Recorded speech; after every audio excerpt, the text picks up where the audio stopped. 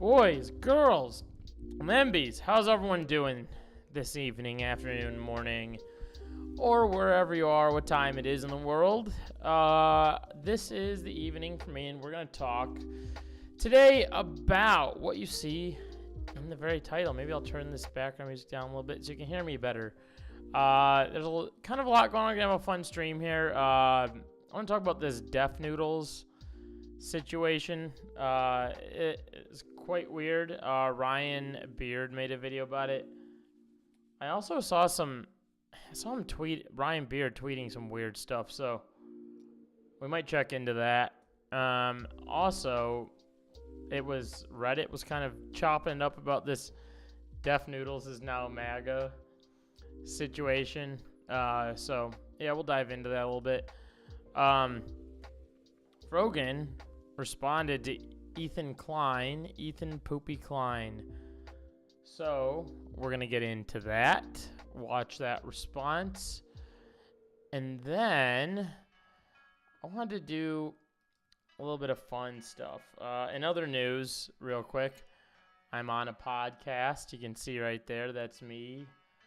I yap a lot, so it's a 3-hour podcast. I'm a professional yapper. I'm also drinking tea because my throat is hurting really bad. Also, in other news too, I started to see that there was something to do with kneecap. I saw some news on that right here. 18 months. Look at this.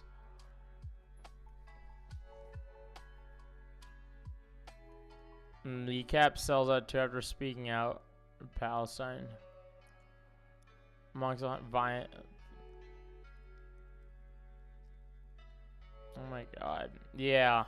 This right here upset a ton of people. I actually saw today in the news. Here. Where did I see it? I'll see if I can pull it up.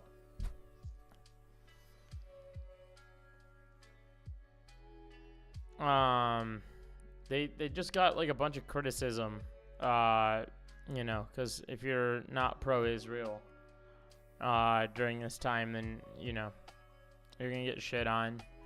I also saw this today. I'll see if I can pull it up without. I saw it on a friend's social media, but I don't want to dox her. Let me see if I can pull this up without going to her social media. Hang on. All right. Well, maybe. Here. Hold up. We'll get over to that in a little bit. But let's talk. Oh, I need to pull up my chat. I didn't pull up my chat. I don't see who's in chat. Let me get the chat rolling real quick. I'm being a rookie YouTuber. Live chat. Alright. Pop out chat. There we go. We got chat tonight. The other night I was like banned from my own chat. Oh, also big news.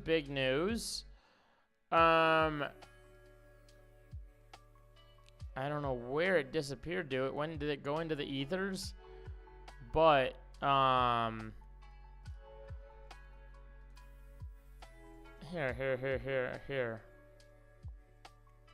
This right here. This is also big news. Requisite. You don't have to watch the video. I think it's time we talk it out. And let me add or not a caveat, but a prediction. I think that Hassan, being the ever coward that he is and always constantly moving the goalposts, will find a way to justify dodging it. If he's down to do it right now, I'm down to do it right now. If he's actually down to do it right now, I'll do it. 2 hours later. What a coward dumb bitch to challenge me now at 4 o'clock. What a loser. Too long. I don't get Frogan's a nice person. She gets too much unnecessary hate. Yeah. She does. I wanted to talk about that a little bit. I talked about it a little bit in the last stream.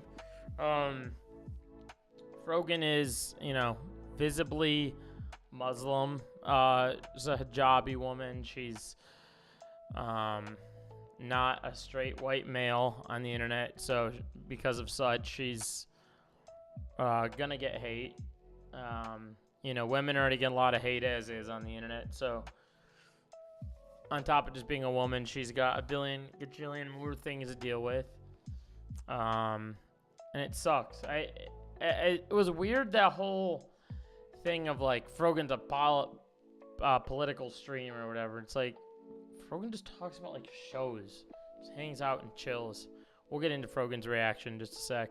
Hours. I was doing the news, bro. Wake up, Ethan. 2 long hours? What do you mean by that? Nothing. I think. Yeah, I'm in the chat. So we're gonna talk to Sam, and then Ethan is gonna talk to Sam Cedar. I can't believe it. He's gonna finally do it. Here's what I think. Here's what I suspect. The Hassan-Ethan debate is most likely gonna go down Monday, as Ethan said Monday. So we shall see. But if let's continue. Sam this. is not able to convert me into the correct way of thinking, then I will go up against the final boss, the most educated. The only problem with the Sam Cedar debate, I was just watching Sam Cedar. Someone in Sam Cedar's chat, like 3 or 4 days ago, brought up Ethan, and his first response was, I haven't really been paying attention to that. So I suspect one of two things. Either Sam will look into it before talking to Ethan, or I suspect that Ethan, somehow his talking points will not change Sam's mind, but somehow Ethan's talking points will come across as like, will have some sort of validity in a weird way. And I hope it, I don't know. I just hope that's not how it goes, because Sam is not paying attention to any of this. Most prolific. I said yes 2 hours ago, Ethan. Bro, you're actually in my He did. chat. Oh! All right. I didn't hear about it since two. Did he really? I didn't hear about it till right now. Why is everyone just in the chat suddenly saying he wants to debate? Just like right now. You know what I mean? Like, give me a break, bro. Anyway, it's not happening right now. It's late. Oh, okay? it's not happening right now. So I'm gonna talk to Sam. Ethan avoided it, man. He had the moment. He had the moment. He was like, oh, the show's about to end. Don't pick the time is during our show, not 8 a.m. Just to be clear. Yeah, and not only that, I've got whatever. I don't need to just we're going I home. replied to Okay? Hassan in the chat. I said, we'll set it up. I got Oblivion to play. Dan's gonna set it up, so it is gonna happen. I should turn this freaking jam down. It's going a little too hard tonight. Just a little too hard. So yeah, this is gonna go down. I gotta get out of here. I got a family and a crew. He didn't Dude, reply I to me saw in the DMs. I don't know why. Here's when you got 5 million subs and you're crashing out over 7K Frogan, you ought to reconsider. I know. Here's what I suspect. Someone told me I correctly called this out in like 2 streams ago, and I did. I suspect, I'm just going to say it loud and clear right now to get it out of the way. I suspect that someone rewatching this stream, someone outside of my own community here, is going to rewatch this stream, and they're going to find the moment of where I'm talking about Frogan, and they're going to go, ah, shut the fuck up about Frogan. Shut the fuck up. Frogan's the one who said that American soldiers should get PTSD, and you're going to side with her? What the fuck? Ah!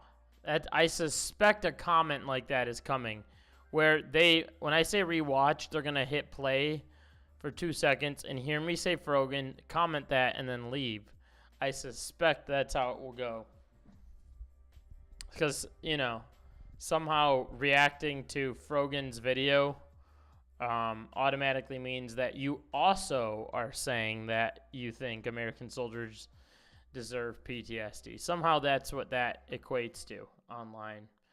Even you don't have to say those words, but it, by proxy of watching this video, that's just what it translates to. So I suspect a comment like that. But without further ado, let's reverse the order a little bit. Let's get into this. Hi, my name is Frogan, and this is the first time I'm ever making a solo YouTube video about everything that has happened the last year and a half. Okay, I'm just going to say off the top, if like a Twitch streamer or someone doesn't make YouTube videos decides to cut up a YouTube video, it's a pretty big statement. So I address everything on my podcast, Arabs, which you can find the link below, but today it's just going to be you and I. I think the content cop was great. I feel like Ian approached it in a way that nobody else does. He approached it with empathy, and, it was supposed to make people feel bad for Ethan. One of the main things, especially as content creators... Oh, no. I pulled my own headphone thing here. Damn it. I'm going to put my headphones back. People tend to dehumanize us and forget that we're living normal people just like you. So obviously, with so much pressure on the internet, both on myself, and I'm sure Ethan can relate to this too, it's fucking hell. It's hard to manage. It's hard to deal with. American soldiers developed PTSD in the last 3 wars, which among varying countries led to huge success in treating PTSD and recognizing and abuse victims. Yeah. So I feel like Ian approached it in a way that was more so holding a friend accountable and in a softer way, and wanted to generate empathy for Ethan. Other people don't do that. And I've even said this before. I feel like we need to stick to the basics as to why Ethan Klein deserves to be criticized, and that is for being pro-Israel and trying to deplatform pro-Palestinian content creators. I think it's insane to involve. One of the more, like, I don't know if this is like me being Captain Obvious here. But one of the more obvious things about this whole situation is the fact that, let's see if I can find this. Somehow got logged out of my own Instagram here, and I'm trying to pull up something on Instagram. Let me see if I can do this. Let me see if it'll let me. Okay. One of the more obvious things I was going to say is, like, because the sentiment across the board is like pretty pro-Israel around this whole situation, the pro-Israel attitude is like become very normalized around this, so much so that like pro-Palestinian activists are like getting like kicked out of their own goddamn home. I saw this video. God, if Instagram... Hello, Instagram. I can't even get into my own... Like... Hello? Why is it not letting me... like... History will not be kind. Yeah, and so, as a result of... Oh my god, here. Pro-Palestinian... activist Michigan. Here, look right here, there's news articles. I need to pull up the Instagram thing. Pro-Palestinian homes activated. Pro-Palestinian activists homes raided. 100K vandalism. Activists say Southeast Michigan police raids are targeting pro-Palestinian protesters.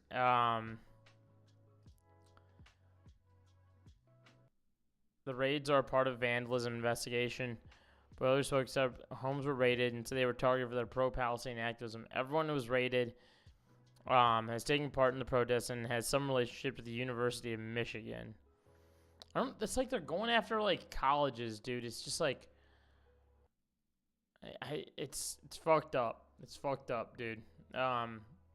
All to say, it's become normalized, and as a result, that's why a lot of the fans of Ethan see this and they're like, what's wrong? I don't get it. They're like, genocide who? Huh? His children and anybody else that really doesn't deserve the criticism. I think Kayla deserves the criticism as well too, because she says some batshit crazy things on the podcast as well. and I've said this and I'll say it again. If you're spewing pro-Israel propaganda, I'm going to call you out about it. I received a text asking to say something nice about Ethan, and to be honest, I thought about it long and hard because I was like, this man does not deserve anything nice from me. But I said, you know what? I'm going to do it. Maybe it'll give me some closure. So I wrote a letter to Ethan, and I read it off, and iDubbbz put it in the video, and this was Ethan's reaction to the video. I bet you I will would. be reading my letter off because I don't want to sound robotic. H3 used to be the sports for good that I used to watch. I hope that one day gets back to what I remember. You were one of the inspirations for me to start creating content, so all this has stunk. I hope you really... Shoot. My camera's hiding Ethan's reaction right now. Let me move my camera. God, I keep ending up in the same slot as Ethan. hear this, and I wish you the best. I think Listen, Thank you. Frogan, she's so dumb that you almost can't be even mad at her.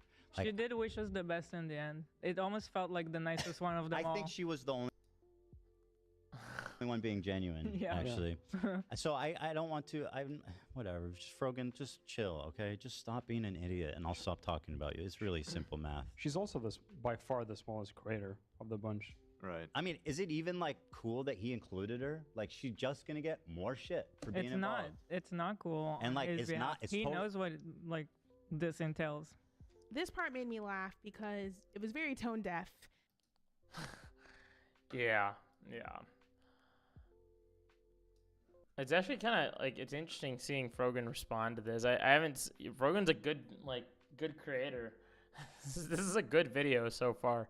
And For being a he's first acting video. like half of his content nuke wasn't about me. Half of the content nuke, the entire ending half, was about me.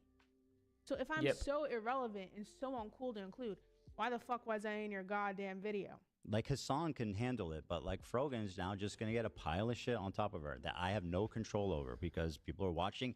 Millions of people are watching his video, by the way, and they're reacting to it, and they're not having good reactions. Not to just our audience. it. Far from our own. Yeah. I think it's funny that you think me being in the iDubbbz video is what's going to cause this harassment. When in reality, it's you, Ethan.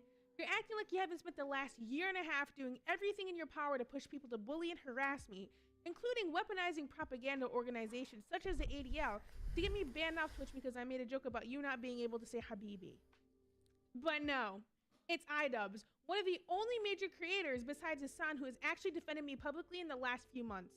This next section is about the Dude, I still cannot believe that Habibi thing with the whole tier list, the whole Twitch thing. I cannot believe, like, the whole thing was so fucking weird.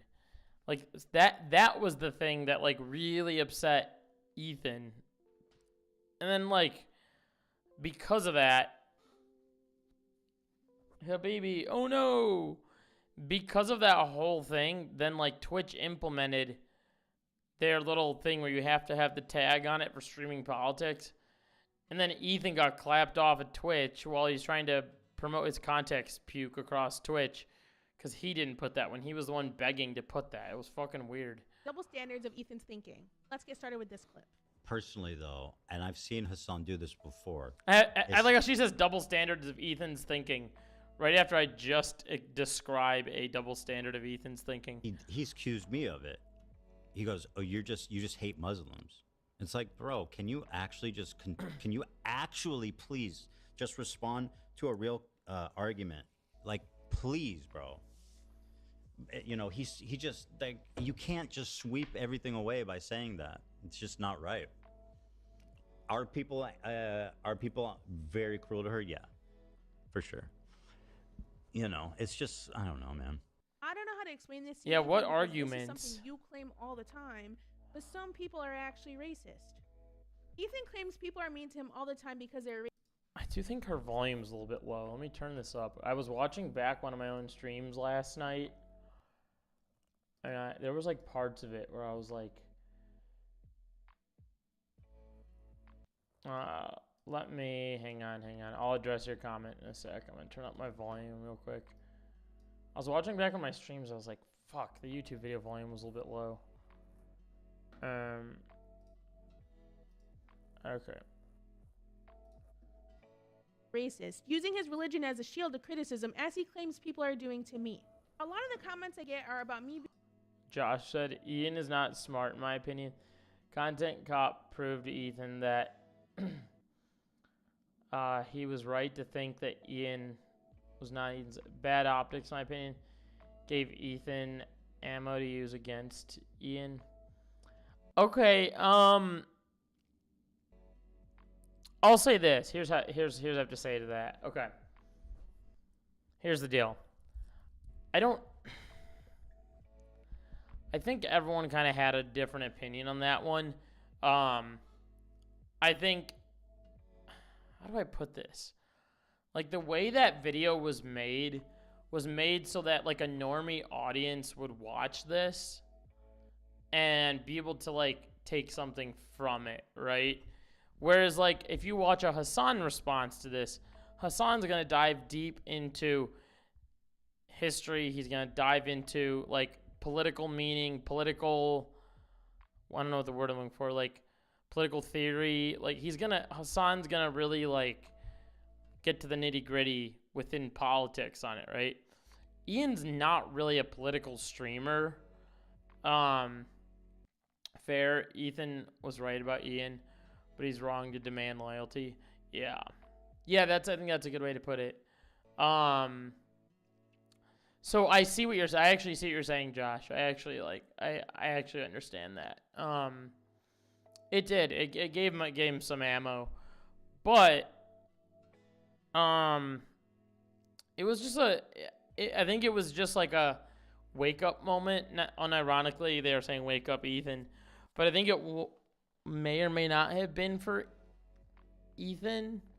In a way, I saw something where a bunch of H3 fans were saying, oh, well, Ethan watched Context Cop, but how come Hassan can't watch Context Puke or whatever? But Hassan did watch Context Puke. He watched it off stream. So I don't know what that argument was all about. Being a hijabi and me being Muslim, so no. People are not more charitable to me because I wear the hijab, and I wish that was the case. I have never. They accuse me of doing it. They go, "Oh, Ethan's just targeting what is going on with Arab and Muslim." Why is my YouTube player being weird? Does anyone else see this? Are we back? What's happening here? What is going on with my YouTube player? Hang on. Why is it doing this? What? Wait. Okay. It's like doing this thing. Hang on. We're at 452. I'll bring it right back. I don't know what happened there. It was like not able to go full screen. It's like, I have never one time mentioned her hijabi or brought anyone's fucking identity into my criticism of them. You haven't said anything about me being Muslim directly, but your ideas about Muslims are pretty obvious from what you say. Here are a few of many examples. Why don't you just make it easier? Why don't you just fly to ISIS and do them a favor and just let them, just serve yourself on a platter for them because you deserve it.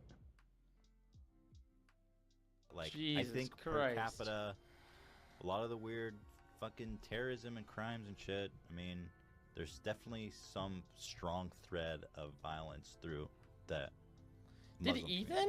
community, or Arab Muslims, to be more specific. Okay, not to be like a hyper liberal here, but did Ethan ever go back and correct? Like, did he ever at any point go back to any of these old clips of his and like correct his like ways of thinking on this or apologize or anything like that? Did he ever like walk this back or no? Specific. The next thing I want to bring up are the double standards both Ethan and Gila have for themselves. Let's get started with this clip. We misspoke. It didn't sound good. We immediately corrected ourselves. That's how mature people do. That's how how you're supposed to handle yourself, isn't it? Like, what more do you want me to do? I have no problem apologizing and admitting and whatever is needed when things happen. This was in response to people bringing up how Gila said Yoav Gallant was a great guy, even though he's literally a war criminal and pro-genocide. I'm a live streamer as well. I know being live for hours and hours on end, you can misspeak, and that is exactly what happened whenever I said the thing about the U.S. military. I said it in a way in which I didn't mean, and I also clarified it on Twitter by saying the U.S. military has conducted some of the most horrific crimes against humanity in the modern era in countries such as Iraq, Afghanistan, Syria, Lebanon, and Palestine. My anger is directed at individuals who are currently championing these war crimes as if they liberated my people.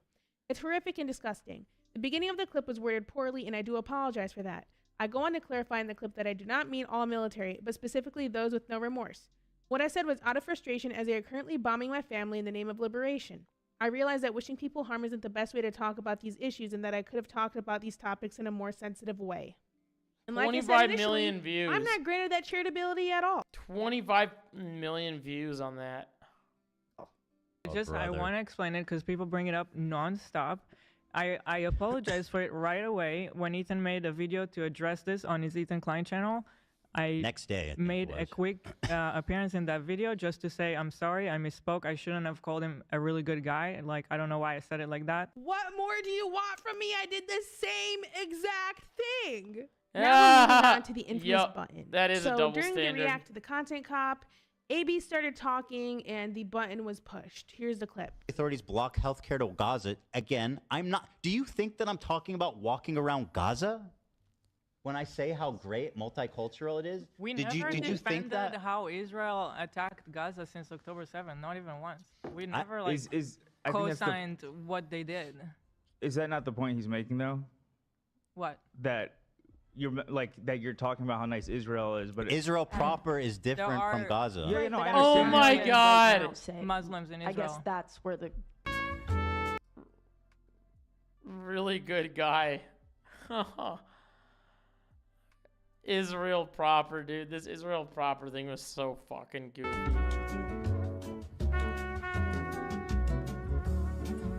And that's the end of the clip because the button was pushed.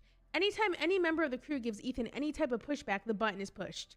And he wants to say that I'm surrounded by yes men and people can never criticize me when he doesn't allow his staff that are part of the show to give him any critique or pushback whatsoever. During the live show today, some of the crew defended me and I appreciate it so much. And during this episode, AB mentioned that the most recent time we talked, him and I had a disagreement. People are saying stop being friends with her. You guys don't know fucking shit. Oh yeah, remember I was talking about this. On stream yesterday. I'm really curious to see what Frogan has to say about this because I don't know why this. I don't know. This just felt so weird to me. I have not talked to her in forever, and the last time we did talk, we had a disagreement. Like where is this coming from? Like I don't understand. That is. This disagreement was a DM I sent him, which stated, Of course, it's different than Israel proper, since they have the Palestinians in Gaza and literal hell. Yeah, yeah, literally. Hey AB, I wanted to reach out privately because responding publicly and adding to the dog pile doesn't feel right. I understand that people often overlook how tough the job market is, and I get that working for Ethan puts you in a complicated position. That said, I think what pushed people over the edge was a clip of you baiting pro-Palestinian people and blocking them. The criticism you're receiving is largely because people believe you're better than that and don't subscribe to Ethan's views. I know you've been vocal about Palestine, but I think it's important to explicitly does he clarify respond that to you don't this? share his beliefs and that you stand on your own. Ethan is not worth. No, if there's a fucking response to this, I swear, this could turn the tides of people's attitude towards AB potentially. No way. I did not think Frogan would like address it like this. Let's see. Worth the bullshit you have to deal with working for him. Honestly, there have been times where I felt anger towards you, but after some reflection, I wanted to approach you directly. I'm saying this as someone who was personally impacted by Ethan and as a cousin. I hope you understand where I'm coming from. AB didn't respond, and that's perfectly fine. I didn't expect him to. You know, I just... Yo! Hey, yo! What? Yo! What is that all about? Does she say if it was like a seen message, or did he just like flat out not see it and not respond? That's kind of fucked up. I felt like she sent a fair message, right? She kind of said what we're all thinking, plus her own feelings towards the matter and how she's been affected by his, you know, him siding with Ethan. Interesting. just wanted to get my feelings out. Although AB and I haven't talked in a long time, he's still somebody I care about. You know what I mean? He's like a cousin. You know, we have that bond. We're both from Dearborn, so it's like we're literally cousins. Not literally, but I don't know AB's motivation. Yeah, dude. And then the fucking losers on Twitter are like, "Ah, she's not from Michigan. No, she's not from Michigan. Muslim woman, not from Michigan." Like, I see that shit on Twitter all the fucking time when Frogan tweets. You're lying. You're not from Michigan. I see that shit all the time. It's so gross. Or what he feels, because I'm on the outside at this point. So I am just giving my perspective from somebody on the outside. I will say the invalid points of criticism towards AB is trying to question him as an Arab, which is completely fucked up and wrong. Nobody should do that, you know? It is valid to criticize him for still working for Ethan and being silent for as long as he was. Those are valid points of criticism. But don't try to take away his Arabness because you don't agree with him. Whenever AB started streaming on Twitch, I was the first person to rate him, and I even helped him whenever he asked me for advice on what to stream. AB has also helped me in many ways as well. Even a long time ago, AB included me in an H3 episode talking about why people should visit Dearborn. Here's a screenshot. It's from like 2023, I believe. He was also super supportive whenever I was nominated and won the Streamer Award. All right, and the award goes to... Chala. Frogan.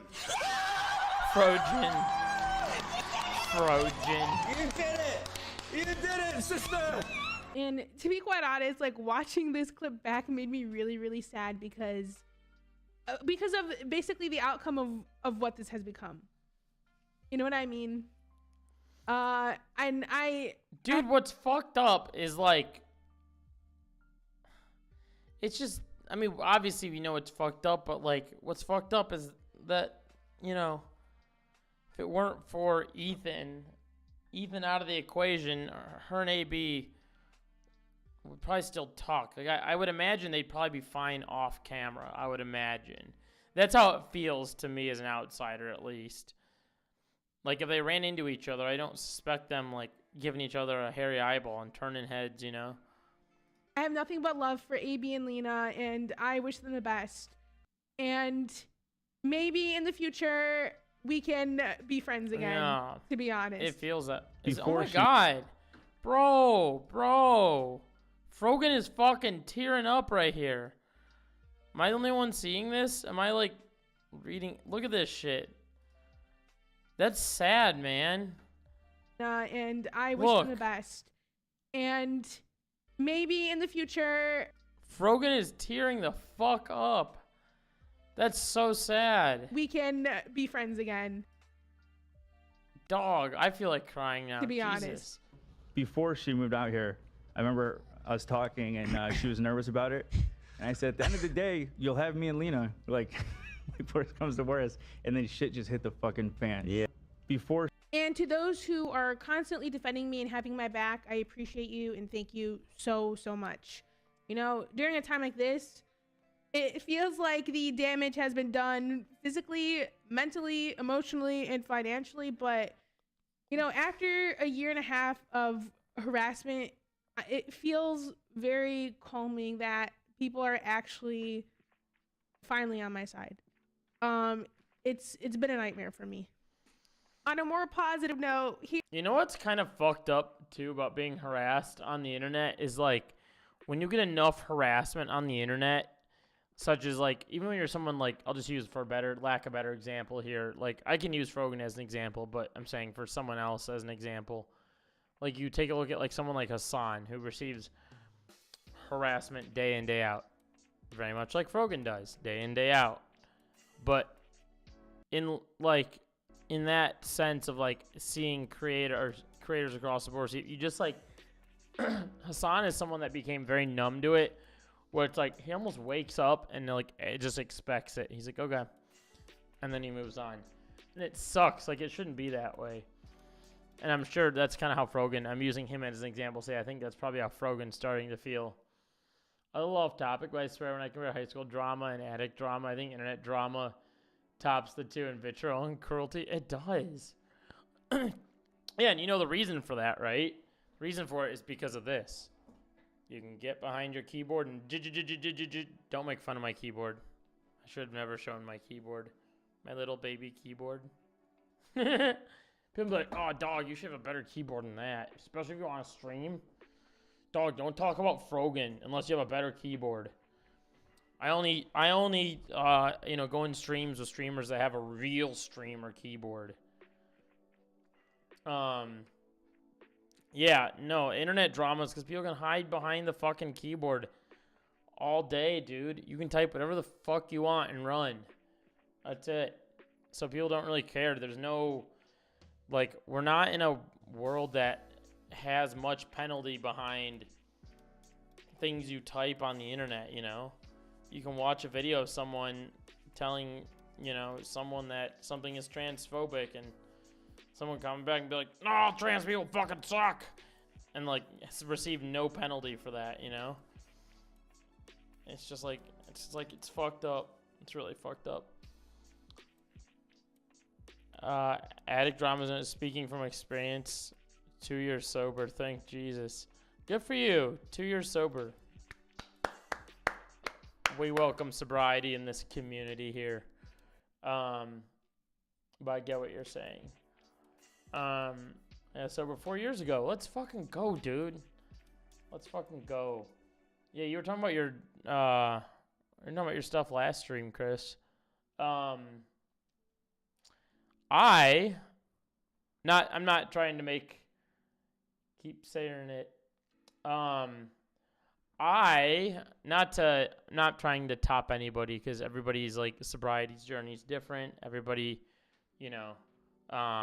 is sober at different paces, and it's a thing to work towards, especially when you were once an addict or once were a substance user or abuser. You have your own journey, right? And I welcome that here. If you're someone that has chose to make that difficult decision, not everybody has the capability to do that. So if you can, that's a great first step. And to be a year or two deep into it, 3-4 years, keep going is a good thing.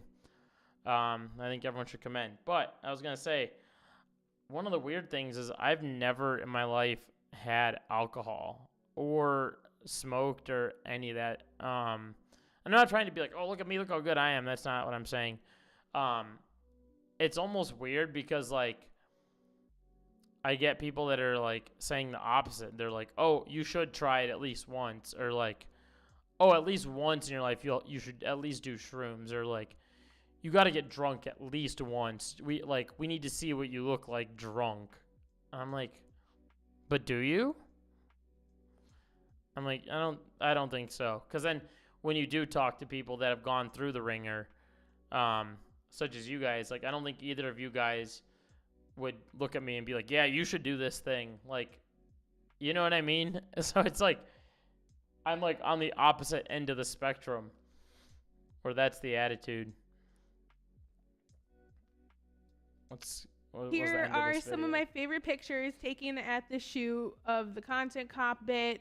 Of course, I got to see Kaya. I love her to death. And here are a couple pictures. To Ethan. Yeah, see, exactly. Look, see, exactly. Josh just said what I was saying. Or no, they don't. You should not. See? Exactly. Yeah, nobody that's gone through it is going to turn around and say, yep, you should do it. I'm never going to. I don't have a reason to. I eat and drink very few things. I was actually going to talk about that on stream today. I was going to ask you guys, because there's not many things I drink. I drink, like, water. I just became a tea drinker, like, last week with this throat problem. Tea drink. I'm a tea drinker now. I drink coffee, almond milk, and water. That's it. Food-wise, I eat a lot of chicken and rice. I make myself, like, pot pie. I just had a salad for dinner. I ate Indian food 2 weeks ago, was it? I ate barbecue. I ate Mexican.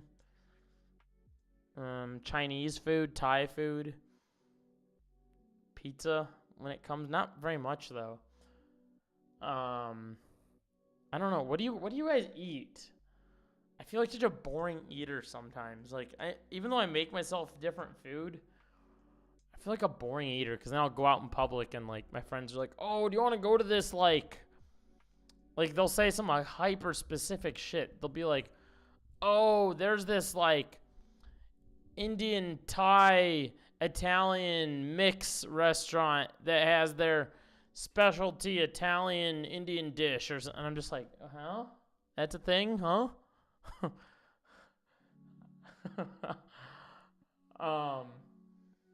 You should try Dominican food. I'm biased, but I think it's that actually, as soon as you said Dominican food, my first thought was that sounds really good. I'm just gonna look this up right now. Dominican food. I was imagining something kind of like spicy when you said that. I don't know why. Something spicy came to mind. Ooh, chicken. I like how I'm reading the AI answer. La bandera dominica, the dish of rice, beans, and meat. Ooh. That does sound right up my alley. Blah, blah, blah, blah. Punta Cana restaurant. This is what I have for Dominican food. This is not near my house, so I'm not doxing myself. This is just like what's in Chicago. Punta Cana. Damn. Okay. Maybe I'll look into Dominican food. I'm always looking to try something new. So, yeah, like I said, a lot of my like normie friends love going out to restaurants and they like try stuff. And I see stuff, but I don't really spend too much money on like going out to eat, you know what I mean? I'm kind of like a money, I don't know what to call it. I mean, I'm not like a every Friday night go out and eat type of person.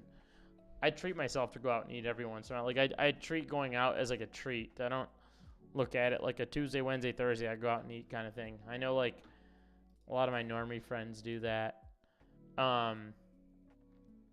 What were we gonna get into? You want to get into the Def Noodles situation? Should we talk about Def Noodles? Do we have any like do we have any thoughts in chat or even if people watching the VOD on Def Noodles?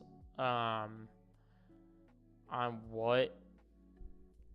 Anything to say about him? My thing about Def Noodles, I know he had a hard fall off, especially before he went MAGA. I saw like a huge fall off. You guys like my thumbnail, by the way? I just saw my thumbnail pop up. I went kind of hard on the thumbnail today. That's probably the hardest I've gone on a thumbnail in a while.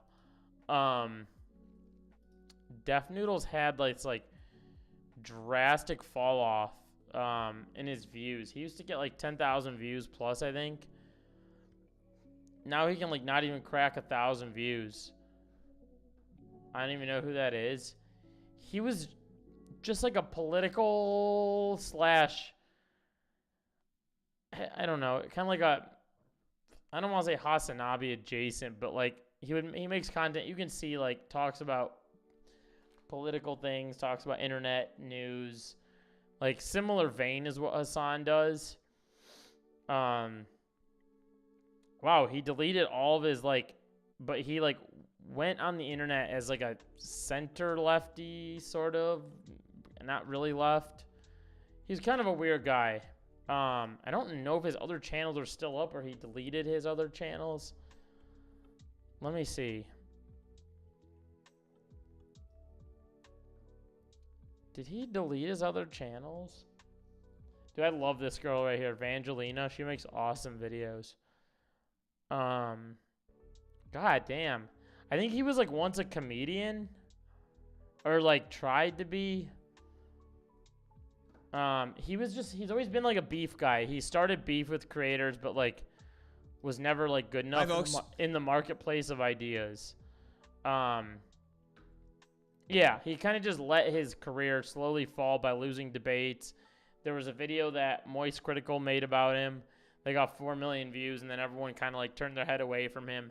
But he was like kind of like maybe like Tim Pool adjacent, maybe is a better way to put it, which is not a great place to be, but like, he was kind of like, okay, it's gonna sound fucked up and weird to say, but like, if you were maybe somebody who was like thinking about watching Tim Pool, but you were kind of like, well, I heard Hassan say a good thing one time, and I might watch Hassan, but I kind of like Tim Pool. Like, you might have, instead of watching either of them, you might have just gone and watched Def Noodles. And then you might have, like, in that process, you might have watched him lose a debate or two, and then been like, oh, yuck, this guy is not what I thought he was, and then turned your head away from him. That's kind of the best way that I can put Def Noodles. So, having said that, though, like, you can see he started making, you know, the fuck Hassan videos in this process. But anyway, anywho, he made a right-wing turn recently. Let's just watch this video. Ryan Beard talk about it. Maybe Ryan Beard will get us all up to speed here. If they are Trump apologists, yeah, I know, same. But I'll say this ahead of time. Before we get into this. You know, this is what I suspect. This is my suspicion with Def Noodles. He lost a few debates. He saw his numbers go down. Like, I used to see his videos. Like, I was never a watcher of his. The only reason I found out about him was because I think, don't quote me on this, but I think Nick is not Green's manager, or a manager he once worked with, was the same person that was Def Noodles' manager at one point. As I remember, Nick talked about it. And then Nick, I think, parted ways from that said manager or something. I don't fucking know, but they were in the... That was why. And then I was like, who's Def Noodles? And I looked into it. And then I saw Def Noodles had like 10,000 views per video. And then he lost the debates I'm talking about. Then he would get like barely under 1,000 views because he got called out as a fucking clown. So that's what I know. So I'm just filling you guys in. Here is the Ryan Beard video of him talking about it. Let's watch this and let's chop it up. That I have recently revamped my Patreon. I haven't really used Patreon in the last couple years, but I realized Patreon that ad. if I get anything out of my videos, supporting me and being able to have the... Oh, let's look into it. Hang on. Before I get into this, let's get into the Ryan Beard. I saw Ryan Beard saying some weird shit on Twitter the other day. I was like, this is coming from Ryan Beard? Replies here.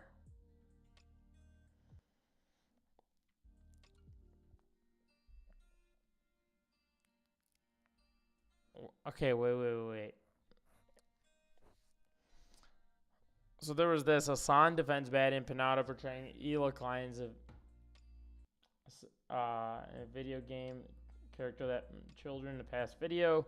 Stephen behaves in the same manner, calls him Islamophobic, can't deal with someone giving back smoke. Every video game Muslims are in the cross is propaganda. If you consider that racist, so is Call of Duty. I feel you. Someone said I feel you on that. There's difference, though. America's built on that oppression. We did things like Trail of Tears. In Israel's case, they are in the middle of the Trail of Tears, and it's worse.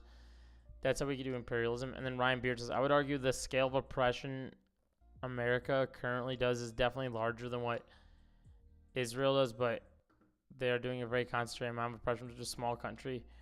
I agree with you. I have some level of empathy for the fact they've been raised being Israeli, but I don't think they should be trying to make it look like an awesome place when so much of that. Okay, wait, what did he say? Maybe this wasn't it, or was it it? Was this the right thread? I never saw any. I see double standard. A lot of leftists doing it in nearly these events to repeal promoting America's bill off similar oppression. No, I feel like I was reading something else. Wait, it's not just association. It's the opinion. The associate's position supporting a genocide. 2 GG orbiters have posted that they knew about the skulls. Ethan's new orbiter. So what genocide opinion have I supported?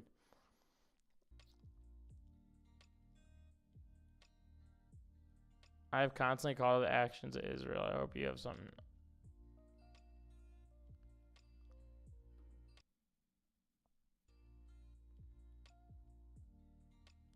Where did it go?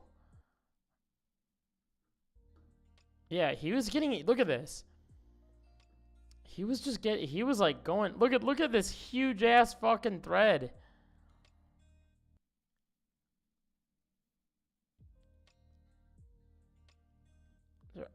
Maybe I'll come back to it. I'll come back to it. There was something I was just locked in on this for like 5 minutes the other day.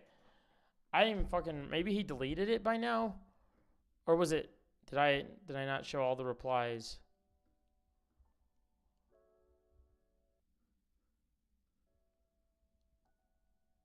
Oh, here it was. Imagine if Ethan played Call of Duty on stream and then said he was going to try to kill Frogan, a Muslim creating the game. Everyone would be mad about that. But when Bad Empanada does it with Ela, Hassan defends it. Insane. Okay. Okay, hang on. This is what I wanted to talk about. Then I'll get into his video. I said this to like someone who commented on my video. But my suspicion with the like Bad Empanada thing, I think Bad Empanada is like intentionally acting crazy to display how crazy Ethan's been acting in return. I don't know. Maybe I'm wrong on that. Maybe that's my bad take or something. What do you guys think? What do you guys think on this one? Or maybe there's another chance that this comment just has double negatives in it. So I'm like struggling to understand it. What do you guys think? I don't know. I feel like this is something that people like might get mad at me for. I don't fucking know. It has double negatives. Nah, I think Bad Empanada is unhinged. Yeah,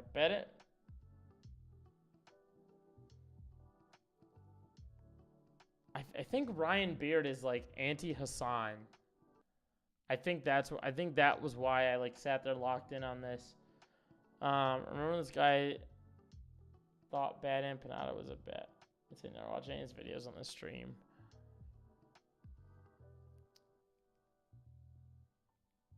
Yeah. I think Bad Empanada knows he can get away with a lot of shit because he's in Argentina and it drives Ethan crazy. Let's get into this. Enough of me yapping. Let's see. Bad Empanada, he's unhinged, but he does good reporting that makes up for it. He's far left, and I have some respect for it because he will never get popular that way. Yeah. Yeah.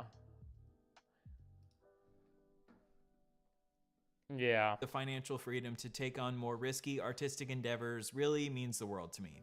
Thank you so much. Has this ever happened to you? You're a moderately successful drama YouTuber who wants to start a comedy career, but your YouTube drama career ends up crashing and burning because you falsely accuse another YouTuber of being a pedophile. You say that you think Sneeko shouldn't be banned from YouTube even after he sexually harassed a woman, and then you lose a debate about trans people. Oh, I forgot about that element of Def Noodles. That's right. That was like the big pointer of Def Noodles. You know how people make like clickbait thumbnails and like clickbait titles? Def Noodles was like the king of this, where like he wouldn't even make, like I wouldn't vote him into office. Def Noodles was the king of this. This guy would like straight up make titles that just were based off of like falsehoods and make false thumbnails and say fake shit about people and like get his fans to believe that like other creators were pedos, and it was just like wicked shit, man. He got really unhinged as like a drama YouTuber there for a while. To the conservative TikToker Christian Walker, and then your comedy career crashes and burns because Moist Critical reacts to your absolutely terrible comedy roast, which ends up getting 4 million views. So now you failed at both YouTube drama and comedy, and now you're the laughingstock of pretty much the entire internet. If all of those things have happened to you, then you are probably Def Noodles. And you know what? I can relate to Def Noodles. I have also failed at comedy before. Then type your number out on the screen and put it up in the air. I've also lost a debate before, and I'm sure I've also had some dumb takes at some point in my life. But the one thing I haven't done is falsely accuse Papa Gut of being a pedophile. I have only accurately accused Papa Gut of being a pedophile. That is a joke. Papa Gut is not a pedophile, as far as I know. The truth is, everyone makes mistakes in life. Everyone has failures. Things don't always turn out the way that you want them to. And I think that when you do fail in life, the best thing to do is take a step back, self-reflect, learn from your mistakes, and then return as a better person. Or you could say, fuck that, and return to YouTube as a right-wing MAGA grifter who makes absolutely dog shit videos that only get a couple hundred views. I think I was gonna say this, but didn't say it already. That's like, I think that's like a commonly known thing on the internet at this point. Like, most people know that you can pretty easily become a right-wing grifter online. Like, you just have to fucking tell your fans you're MAGA. You gotta wear the MAGA hat and go full right-wing, and you might make a little bit more money than being a leftist or being a, you know, sock dem or anything like that online. But being an insane right-winger will inevitably make you the most cash. So when you're desperate for cash, what you're going to do is you're going to go, well, shit, maybe I should turn right-wing too. And that is precisely what Def Noodles has done here.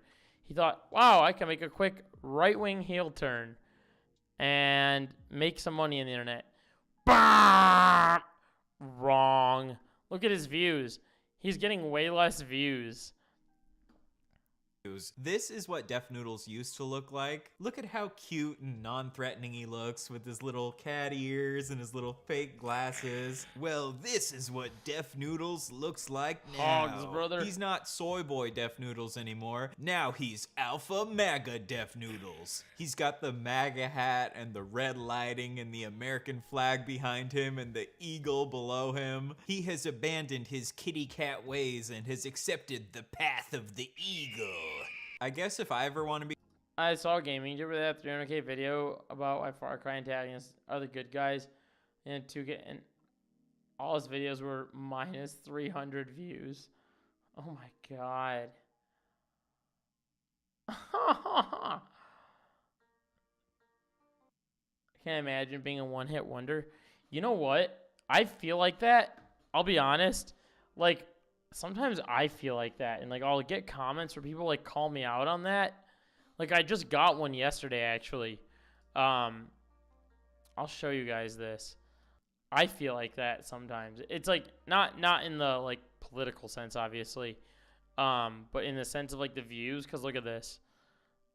Content. How do I go to my most viewed views? Okay, look. Let's see if I can show this. Yeah. Look at this. I only have like a couple videos where I have like a bunch of views, right? I have like this Try Guys one, 163,000. My skating channel's popping. Yeah, it does decent. I'm actually thinking about posting a video on there tomorrow. 159,000, 88,000, 75,000, 71,000, 59,000. 41,000. I was like, dude, I'm not gonna lie. The Jack Doherty thing. I'm not gonna lie to you. That was the one scenario on this channel where I actually kind of was enjoying the cash flow coming from the one video. So I was like, fuck it. I'm gonna make more videos, and I made more money. I made like $1,500 total talking about Jack Doherty. It's like, fuck it. I'll do that. I think if you had the opportunity to make that kind of money, you'd talk about the laughing stock of the internet. 59,000, 41,000, 18. Like, do you see why I'm saying this? Like, I almost feel like that. Like, I only have like a couple videos that have like popped off. I get like a few thousand per video though. I feel like there's like a good few thousand people that watch me, but the rest of my videos are like, they're like 1 in 2,000 views. The way to get above that is to do collaboration with other creators. Something I still have to do. become a right-wing grifter, I just need to change the color of the light behind me. Soy boy Ryan, MAGA Ryan. Soy boy Ryan, MAGA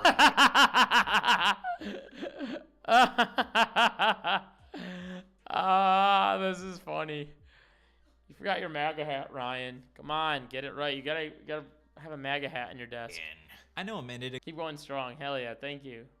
Appreciate you guys always watching my videos, by the way. ago I called Def And Noodles watching a the stream. right-wing It's cool you guys grifter, hang but out. I feel like being a grifter kind of implies that you're making money from what you're doing. And right now his videos are only getting a couple hundred views each, so I would say that he's probably not even making enough money to be considered a grifter right now. I also think being a grifter implies that what you're doing isn't actually genuine, and I can't see inside of Def Noodles' noodle to know if what he's doing is genuine or not. But it does seem a bit suspicious to me that Def Noodles has gone from someone who preaches progressive values and has debates where he's defending trans people to being full on MAGA in— Can we, I don't mean to ADHD this, but can I just real quick, real fast see what's going on with Christian Walker?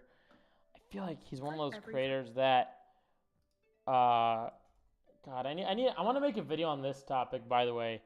Every damn time I log into TikTok, I see a video like this. I feel like there's like a dating epidemic right now.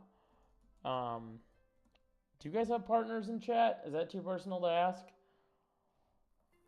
You don't have to answer if you don't want. It doesn't change how I think about anybody or anything. Oh God, oh no. Guys, Christian Walker's still cutting up videos. What is he saying? Should we check in on this? Should we see what Christian Walker's saying? You don't need to go back and forth with a man. He gets two options. He behaves, or you take your pretty, loving, soft heart and you go get another man. Two options. Okay, is he not talking about politics anymore? When a man wants you, he'll go to the... Did his content change? A toxic guy has great chemistry with you and no... I think his content changed. Drop that dust! Alright, well that's our check-in on him. Content changed. Let's go back to this video. I had to do a quick little side check. In just a couple years. I would say that I was kind of like... You have a fiance 8 years strong? Sick. Hell yeah, good for you. Like a moderate conservative when I was like 14, but then over the course of about 10 years I became a leftist. But it was a very gradual progression. You just don't usually see someone making this drastic of a change this quickly. In the first video that he posted on this updated MAGA channel, he says that he's been secretly watching right-wing creators like Ben Shapiro for years now, but he was scared to tell anyone. And his dad isn't in politics, he moved on too. Because he didn't want to get canceled. Quietly, I began to consume more conservative media, listening to voices like Ben Shapiro, Rush Limbaugh, but he listened to Ben Shapiro, and Ben Shapiro was listening, and Ben Shapiro was talking a bit like this. He decided that he needed to listen to Ben Shapiro. but I kept it to myself. Living in Los Angeles, I feared being outed as someone who leaned conservative. It felt like a career killer for anyone in the acting or writing industry. Friends who noticed warned me that... Dude! He's reading off of script. Why can't you just talk to your audience? This is how you actually feel. Just talk to us. Talk to us. I'm unironically saying that. People sometimes watch the stream and they comment and they're like, bro, you're not looking at the camera when you talk. I'm like, dude, my screen is right here. I'm reacting to what's on the screen. My career could be over if the word got out. So I guess rather than calling him a right-wing grifter now, it might be more accurate to say that he used to be a left-wing grifter, but now he's finally being true to his MAGA self. So I would like to congratulate Def Noodles for finally coming out of the closet as a dumbass. But you know what? We don't want to approach Def Noodles in bad faith. Maybe he is giving some really insightful commentary in this new MAGA persona. Let's check out one of his videos to find out. For whatever reason, Def Noodles seems to like to focus on certain celebrities and then make a bunch of videos about them. For example, he's made 10 different videos about Whoopi Goldberg. I don't think I've ever met someone who cares enough about Whoopi Goldberg to make 10 different videos about her. To me, she just seems like your typical rich, out-of-touch liberal. But she seems to really upset Def Noodles for whatever reason. But what I wanted to focus on in this video is that Def Noodles has made 7 different videos coming after the comedian Bill Burr, claiming that Bill Burr has gone woke. I've always considered— Oh yeah, didn't you? I wrote down my notes right here. Didn't you tell me to talk about Bill Burr? Maybe we'll even get there by proxy of this video. Myself a pretty big fan of Bill Burr. I've always enjoyed his comedy, but I would definitely not consider him like super left-wing or anything. He always takes shots at people on both sides of the political aisle. He even recently made fun of white people on the left for caring so much about pronouns. You know what's funny is white liberals are the ones that gave the definition of woke to whites on the right. So they don't, no white people really understand, it seems, what that word really meant when they took it from black people. So people on the right just think it means an insufferable, self-involved liberal douche. And they're not wrong if they're talking about a white person. Right. Running around crying about their pronouns is like the sun is like lighting the planet on fire. I would consider myself a bit of a pronoun enjoyer. I'd say I put pronouns right above adverbs. Yeah, I kind of like, I kind of mentioned this in the last stream, right? Remember I was talking about this at the end of last stream where, like, pre-COVID, I wasn't privy on, like, understanding pronouns. And then I became, like, someone who watched videos online and, like, listened to what people had to say and got to, like, step outside of my own little narrow world and hear other people's thoughts. And then I was like, oh, wait. People do have pronouns they want to be, like, referred to by. Remember that? I was talking about that at the end of last stream. So then you know what? Here, we have to do this. It's only right to do this. It's only right to do this. We have to play the clip. We have to fucking play it. This is the best clip in the history of the world if we're talking about pronouns. Are you guys ready? I'm about to play the best Sorry, clip. did you want to get immersed in our world? Yeah, well, guess what? Fucking pronouns! Fucking gender ambiguity! Fucking current day Californian shit! Because that's all we fucking know! Because we're boring! Fucking pronouns! Fucking boring! Sorry, you want to get immersed in our world? Yeah, well, guess what? Guess what? Fucking pronouns! It's only right to play that. It's on my favorite types of words tier list. I actually don't think that trans people usually freak out about pronouns as much as people claim they do. In general, a trans person isn't gonna get upset with you unless you're Yeah. Like, but when I wasn't privy to it, that was kind of how I found out. One of my trans friends that I skate with, heard me saying he one time. I was like, oh, I was just like skating with him or whatever. And then like kind of was like, took me aside and was like, hey, I actually would prefer to be called they. Next time they're like, it doesn't, I'm not mad at you or anything, just what I want to be called. And I was like, okay. So now I see that person and I'm like, they, not the end of the world. Purposefully using the wrong pronouns. So I might like slightly disagree with Bill Burr on his take here, but I'm not gonna freak out about it and make 7 different videos criticizing him. And I do think he brings up a good point that white people love to steal terms from black people like woke and then make them incredibly lame. This might be a bit of a hot take, but my absolute least favorite form of white people comedy is when white people put on a black accent and try to mimic a black woman and then expect everyone to clap and laugh. Girl, when the child is T, but the sis is finna bust it down. Stop. No, Ryan, not the impression. No. Am I being hyper liberal here? Am I being hyper liberal by being like not the impression? God, I fucking hate myself. I feel like he could have gone without the impression. He could have just not done that impression. Oh, come on. Ryan, please. I've never ran into problems without needing to educate myself because I just respect people's wishes. Yeah. Yeah, exactly. Yeah. You are not funny. Anyway, I might disagree with Bill Burr on some of his opinions, but I'm not gonna make like 7 different videos criticizing him because in general, I think we should be a bit more lenient with comedians than we would be with like political commentators, for example. Because you know what's? I think you're right. Like, here's the thing. This is something I get like chewed up for pretty frequently. Like not on the internet, but in real life. Sometimes people like I'm just like talking with people and they're like, oh, like what have you been up to or whatever. And I remember like there was this Dave Chappelle special that came out and I was like, oh yeah, watch this Dave Chappelle special. Cause like a lot of people know that I don't watch TV, but when I do watch TV or watch something on TV, I'll make it a point to tell people. Cause I'm like, maybe I'm relevant like other people are that watch TV. So I'll talk about what's on TV. And then I'll be like, oh, I watched the Dave Chappelle special. And then like some of my like normie friends, if I say that, are like, you like that guy? And I'm like, maybe that's my issue. Maybe I'm like, I don't know.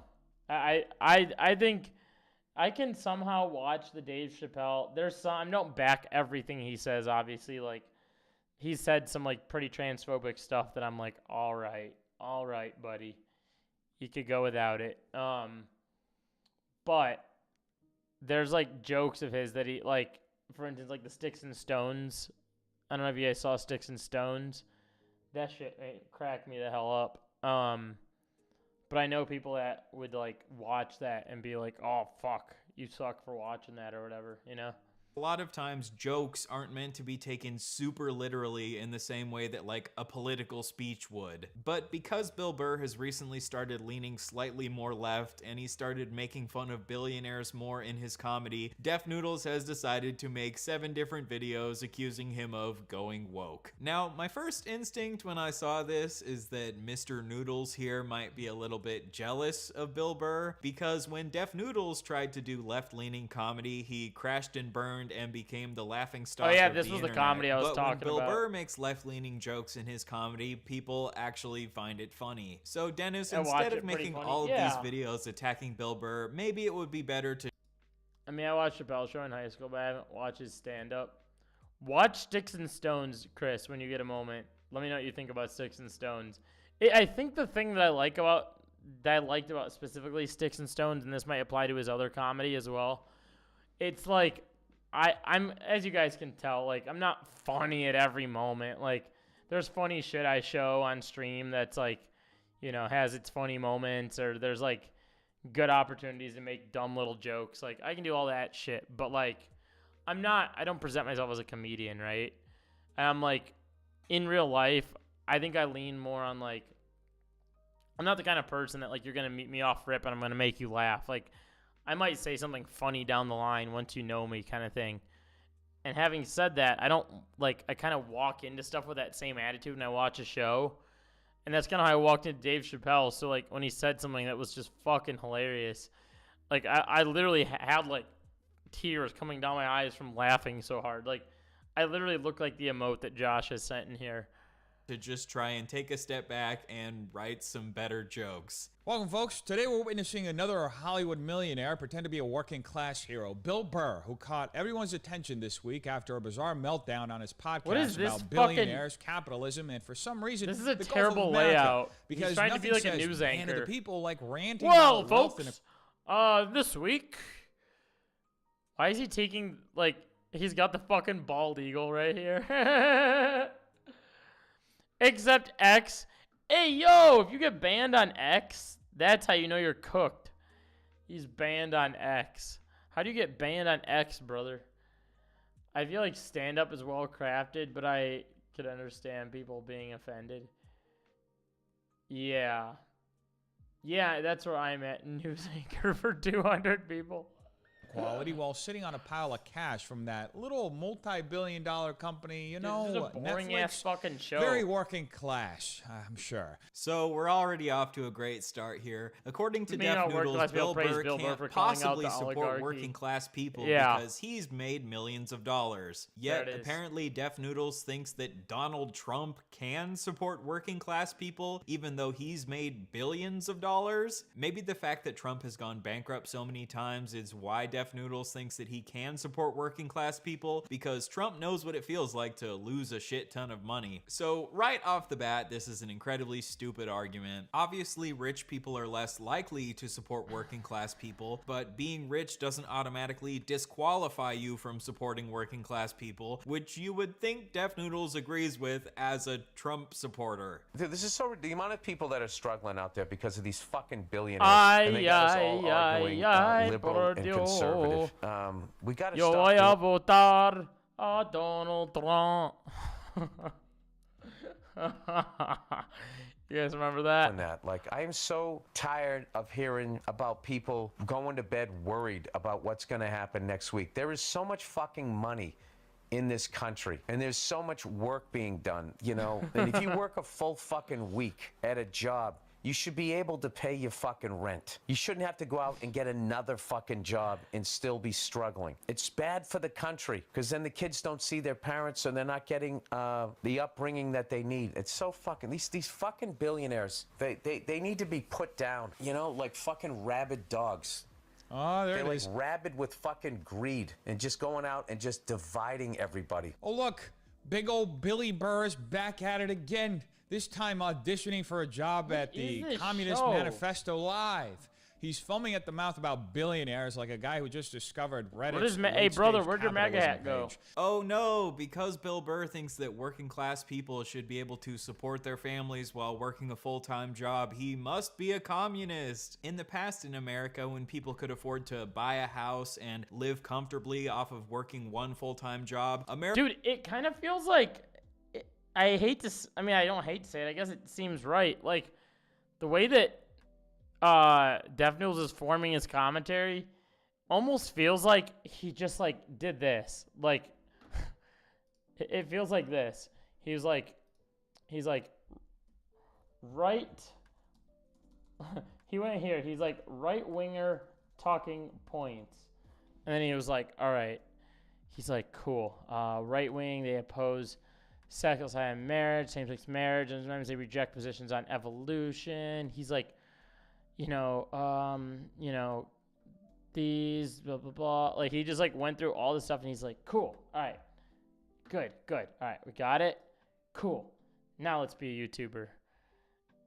You know, like it just feels like he grabbed some right-wing talking points and ran with America it. must have actually been a communist country. It turns out the Soviet Union actually won the Cold War and made everyone communist, and we just never knew about it. So I highly doubt that Bill Burr is actually a communist. He probably just thinks that we should properly tax billionaires, not that we should have a stateless, classless, moneyless society. But let's see if Def Noodles has an actual argument other than Red Scare bullshit. Screaming about wealth inequality from the comfort of his multi-million-dollar mansion. You know, the real man of the people energy. But let's break this down because, as always, when Hollywood millionaires try to play economic experts, it's like watching a goldfish try to do calculus. It's like watching goldfish try to do calculus. This is like a Do you joke think he straight took out some- of the 1950s. Trying to get my damn wife to remember to do the dishes is like trying to get my broad to do the dishes. like trying to get a goldfish to do calculus. Dennis, you have already proven just how much funnier you are than Bill Burr. Again, he says that Bill Burr can't possibly be a man of the people because he lives in a multi-million-dollar mansion while simultaneously supporting Trump, who literally coated his entire apartment in gold. You're gonna need to start thinking through the implications of your arguments a bit better here, Dennis. First, we get the classic poor people suffer because billionaires exist argument. Love that one. It's like blaming bodybuilders for why you're out of shape. Oh, look at all those muscles they've hoarded. No wonder I can't run them. Because Trump's a man of the people. I mean, sometimes I think these Trumplets can't be, even if they tried. Yeah. They just spew whatever they fucking heard. It's like, it's one of the funnier things about these Trump supporters. Here, I have to play this.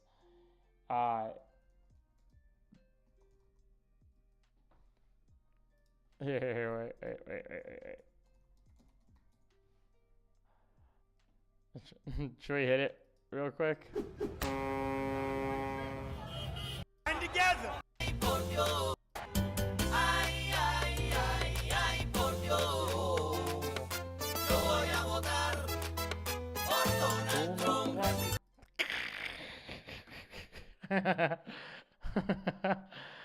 Oh man, classic. Let's get back to the video. A mile. Dennis, this has to be the stupidest analogy I've ever heard. You never saw that before.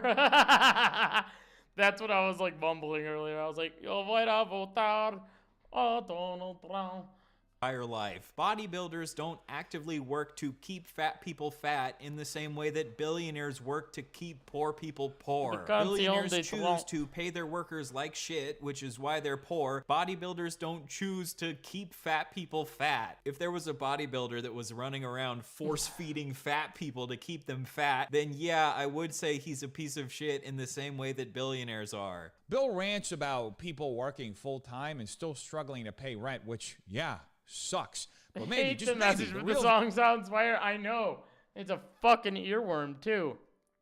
Because once you hear the ay, ay, ay, ay, por Dios, yo voy a votar a Donald Trump, it sticks in your head.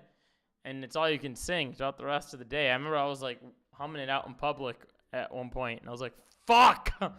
Damn it. I think if Def Noodles, Def Noodles is fucking up. If Def Noodles knew that all he had to do in his videos to get views was play the Canción de Trump in the back of his videos, then, you know, the conservatives might like him a little more. They're like, this is my song for Donald Trump. And they'll watch his videos. Villain isn't the guy running a business, but the government policy strangling the economy like a depressed anaconda. Oh, the problem isn't billionaires. The problem is that there are too many regulations on businesses. If we just let businesses do whatever the fuck they want to do, then they'll finally pay their workers fairly. The data definitely shows that trickle-down economics has worked out great for Americans ever since Reagan was in office. Removing all government regulations on businesses is just going to make the problem worse, not better. If America is the richest country... You know Spanish? Un poco español.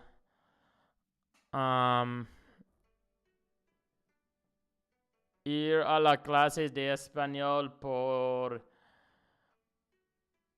5 años. Country on earth, I don't think it's crazy to say that we should tax billionaires enough so that working class people can... My aunt is a Spanish teacher, been a Spanish teacher her entire life. My uncle's Mexican, so that definitely helps. Afford to buy a house or afford health care. Then we get hit with the Marxist death wish portion of the rant, where Bill Why does casually YouTube do suggests... this? You see how it just did that? It just like crunched my... Why does YouTube do that? Billionaires should be put down like rabid dogs. Oh, yes. The rational, level-headed take of a totally sane person. Like rabid Hassan dogs. Piker. Imagine if Elon Musk went How on... does Hassan Piker get a mention in this? How the fuck did Hassan get mentioned here? This is what happens when you go far enough right. You have to bring up Hassan at some point. Like, Hassan is in your mind and you're like, ugh, how can I bring up Hassan? Hey, I have to contain myself. Just don't bring up Hassan. Just don't bring up Hassan, please. No, oh fuck, I brought up Hassan. Fuck. That's how it goes. The rational, level-headed take of a totally sane person like Hassan Piker. Like Hassan Piker. Def Noodes needs a lesson in global economics. Preschool style, capital GPD is a pie. Doesn't feel take half to buy 100K taking notice when we split the rest. That's a problem. Yeah, he's... I don't think he listened to anything in school. Imagine if Elon Musk went on a podcast and said, you know who needs to be put down like a rabid dog? Broke people. There'd be congressional hearings before he finished his sentence. But when a millionaire Hollywood comedian suggests we exterminate Unironically, there probably wouldn't. Didn't Musk, in fact, just leave the White House technically? He's like, I gotta get back to working on Tesla. Go to Tesla, I'm gonna be taking a break from the White House. Well, it's just good old working class rage. Weird how that works. Okay. I'm pretty sure he did, right? I'm not pulling that out of my ass.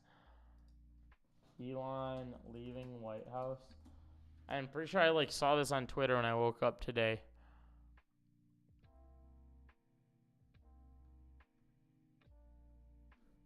Where was it? Elon. Oh, maybe it was on my Google News.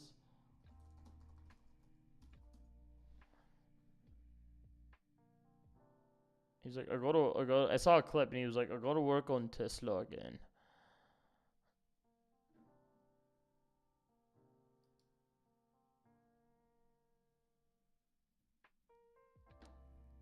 God, where was that? I literally heard his voice say that. What the fuck? I go step back from Doge. Most says it will allow more time to work on Tesla. I don't know, I'm talking like he's got like a British accent. Yeah, that shit was weird. Okay, so your perspective is that Elon Musk saying we should kill poor people would be... Trump got a small loan of $1 million. Small loan. We got a small loan, folks. Be the same as Bill Burr saying we That's our should kill response to you, Josh. billionaires. The difference is that poor people Yeah, are you're not right, fucking though. over billionaires in the same way that billionaires fuck over poor people. Also, there's a bit of a difference between Elon Musk and Bill Burr. One of them is currently an advisor to the government, and the other one is a comedian. I agree with you, Dennis, that murder is bad. I think we should properly tax billionaires, not just go around slaughtering all of them. But a comedian making an edgy joke is not the same as someone in the government saying that we should exterminate poor people. It's just so funny to me that the same people who have been claiming for years that the left is trying to kill comedy are now trying to kill comedy when the target of a comedian's edgy jokes is billionaires. I wish George Carlin were still alive so Def Noodles could make some videos about how he's also gone woke. These fucking billionaires, they need to be put down, you know, like fucking rabid dogs. Oh, there They're it like is. rabid with fucking greed and just going out and just I like his like fake reactions. He's like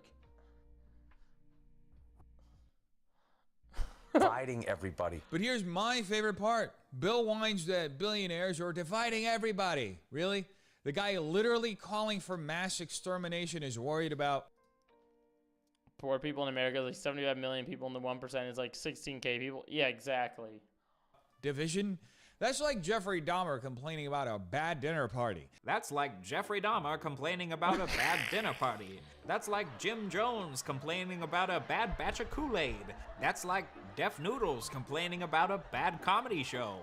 I love these 1950s style zingers. Please keep making them, Dennis. So your argument is that comedians making edgy jokes about billionaires is what really divides people, not the billionaires themselves pumping billions of dollars into the media to keep people arguing about culture war bullshit. Billionaires treat the working class like shit, but then once people get mad at billionaires for treating the working class like shit, they're the ones who are actually causing the division. If we truly want unity in America, then the working class should all come together and collectively suck Jeff Bezos's cock. Maybe I agree with Dennis that Bill Burr's joke was what's slightly up? too... How's stream been tonight? It's been good. It's been nice. I'm happy to see you here. Hopefully everything went well the other night when you joined. I think you said you had to hop in, hop out. Hopefully all that went well. We're talking about, we're watching Ryan Beard's video. We had a discussion about Def Noodles' weird right-wing turn.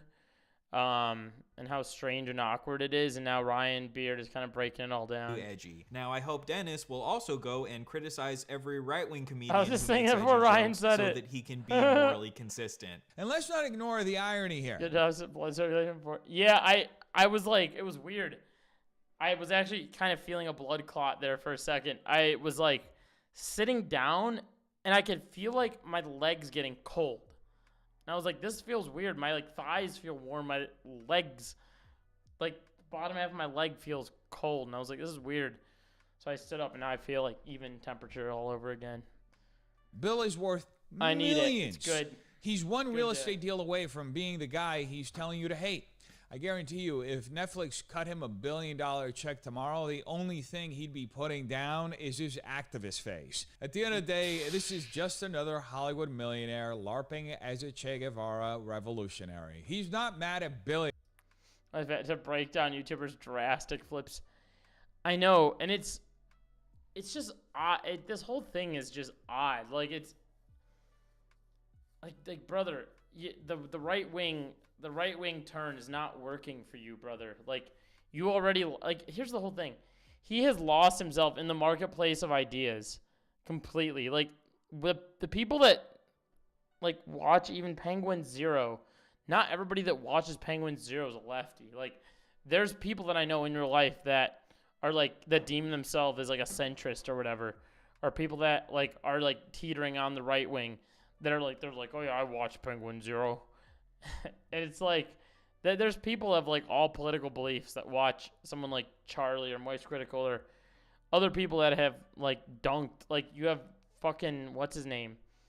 I know like Tom Dark isn't exactly a lefty. Other creators like that who've like dunked on Def Noodles and have gotten a lot of views on their videos are also not lefties. And like those, even like a lot of the right-wing audience online has seen this guy in a terrible light that he, you know, should be shown in, and are like, oh, I don't like that guy. So he's just one of those YouTubers that like, I don't know what's gonna, like, I don't think that like this right-wing thing is gonna be this magical moment for you. I just crashed my car once, bad circulating, my hands were numb. Jeez Louise. Yeah, I almost fall asleep in my damn car now. Millionaires, he's mad he's not one. So, Bill, if you really want to redistribute wealth, go ahead. Sell I your open the mansion, window, but drain- if you ever feel like you're falling, okay, I'm going to say this on stream. I hope this helps like 1, 2, or 3 people. Maybe this will help the couple of you in chat. If you're ever feeling tired while you're driving, here's some things I do to avoid it. This is just me. This is not like professional advice. This is just things as myself who's literally driven across the fucking world, across the country. I mean, driven from like, you know, like one side to the other. There's 2 things I do. One, I pack like a crunchy snack on my car. I did like pretzels one year. I did like wheat thins another. That like the crunch in it of itself is like distracting enough that you're having to like that, you know? So it like gets your jaw moving. Like, how many people have ever fallen asleep like this? like nobody falls asleep like that. So it's just crunching helps you. Chewing gum is another thing that one is a little bit more iffy than like crunching on food, but it helps keep your jaw moving. If you have like this little tiny piece of gum, it's not gonna do much for you. But like if you get some, I don't know, fucking not big league chew, but like you get some like bigger gum and you're just like keeps your jaw moving, that's a thing that works. Opening the window, even if it's freaking cold out, that always wakes me up. I'm always like, ugh, and I snap back. Bazooka gum, bazooka bubble gum. What is the other thing? Oh, the other thing I'll do is like, this sounds kind of messed up, but, and I know not everyone has this privilege, so if you don't, I understand. If your car has cruise control in it, cruise control it if you can, and then pull your seat back, and then just stretch your legs for a moment and put it right back. If you have the electric thing. If you have the manual thing, just quickly like, pull it back and forth. It just like, at least let your legs like, boom, real quick. Or the one thing I've done before is like one hand on the wheel, then I'll just go like that real quick, like straight, like just get the blood flowing. I'll do something. There's ways to get around it, but that's just shit I've done as someone that's done long road trips. In your bank account and live like the actual working class. Oh, wait. That's right. You won't, because ranting about billionaires is way easier than actually living without all that money. If you truly believe that working class people deserve a livable wage for working a full-time job, then you should be poor. I am very smart. So Dennis here is making an obvious straw man. Bill Burr does not believe that billionaires should redistribute all of their wealth. He just thinks that they should give away enough of their wealth so that working class people can live comfortably. And if these billionaires gave away enough of their wealth for working class people to live comfortably, they would still be multimillionaires just like Bill. Like, yeah, maybe Bill Burr could give more money to charity or something. I mean, I don't know how much money he does give to charity, but that won't fix the problem. What will fix the problem is properly taxing billionaires. It's so stupid when people say, you have a problem with the current system? Then you should give all your money to charity. Even though one multimillionaire giving their money to charity would obviously not fix the problem at all. Now, I don't think this lets rich people off the hook. I do think that rich people should live by their principles, and I think it's cringe when someone like Hassan, for example, flexes his expensive cars that he's bought with the money. Why is Ryan Beard? Come on, Ryan. Come on. This argument is as I think Ryan Beard's turning ahead to Hassan now. I don't think. Now listen. I know Hassan is controversial. I know not everyone agrees with him. I'm not saying you have to perfectly agree with everything Hassan says, because I've seen comments on my YouTube, not from community, people outside of my community, that are commenting like, oh, bro, why are you glazing up Hassan? I think Hassan is intentionally a, like, quote-unquote, like, controversial creator. Sure, are there things that he said that I don't agree with? Of course, he's going to say shit that I don't agree with. Like, much like everybody else in this world. Are there things that you guys in chat believe that I don't agree with? I'm sure there are.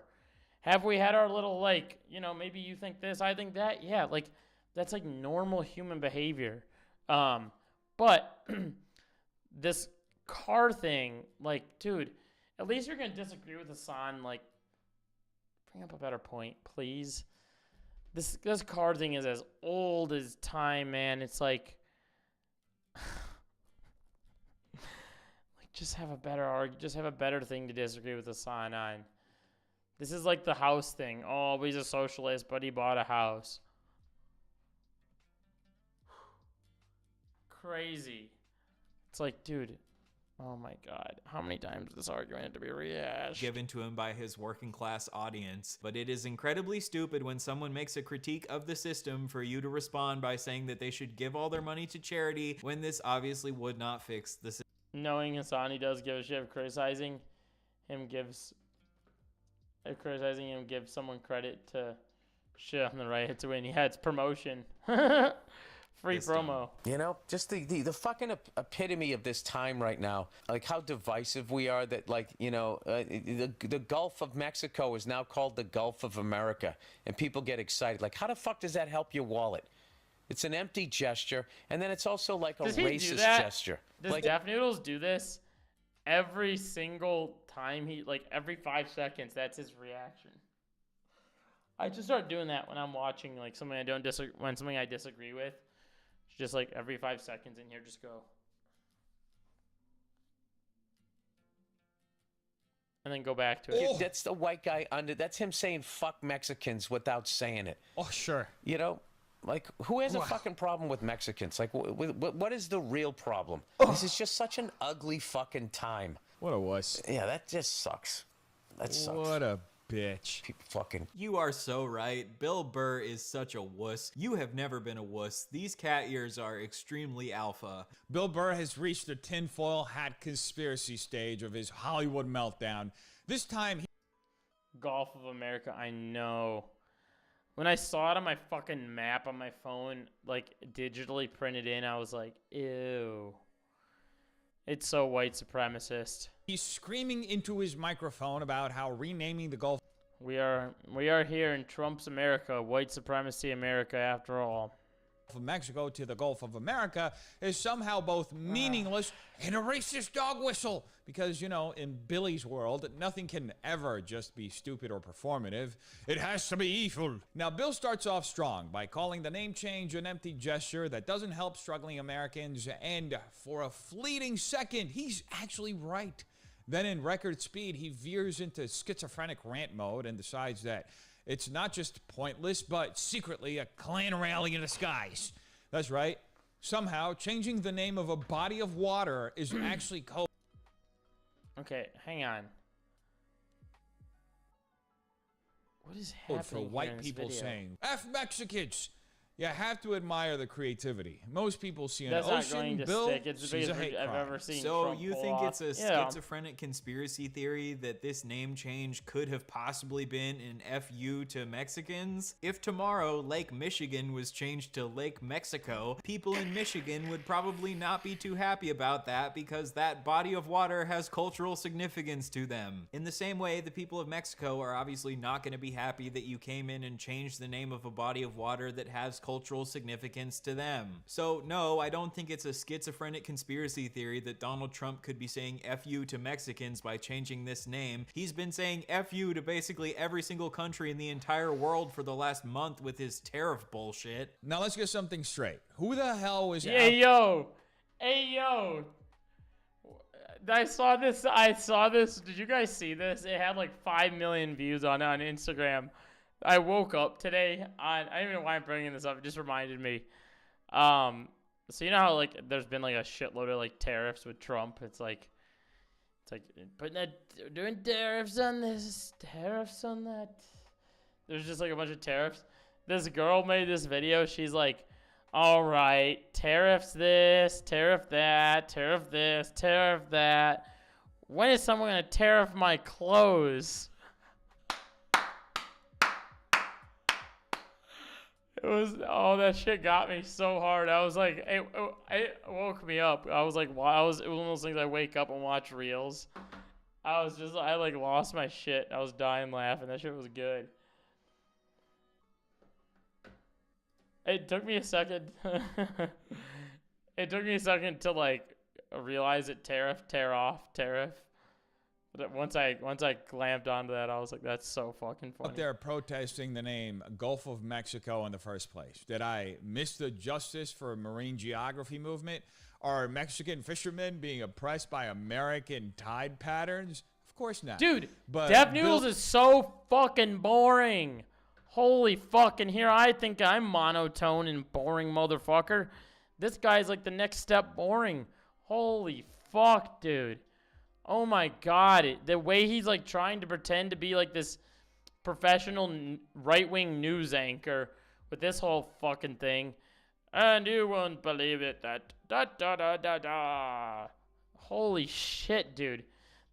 This is the most boring right-wing news channel of all time. Bill and his Hollywood activist friends need racism to exist everywhere. Otherwise, they might have to talk about real world problems. So ignoring the fact that you're implying that racism isn't a real world. I do feel like I speak more monotone when I'm like making content online for some reason. Because when I talk to people in real life, I don't speak very monotone, but I'll see it in like comments on my skate channel. People are like, oh, bro, you need to like talk better or shit. I'm like, okay. Problem. You think that Bill Burr hasn't been talking about real world problems? Earlier in this video when he talked about working class people not being able to afford to pay their bills, you don't think that that's a real world problem? What do you think is a real world problem? The fact that you're banned on Twitter, which you whine about in the banner at the bottom of all of your videos? Then, in a final stroke of brilliance, Bill declares that people are broke and that this is an ugly time. Oh, you don't say. Then why are you foaming at the mouth about meaningless distractions while creating one in real time?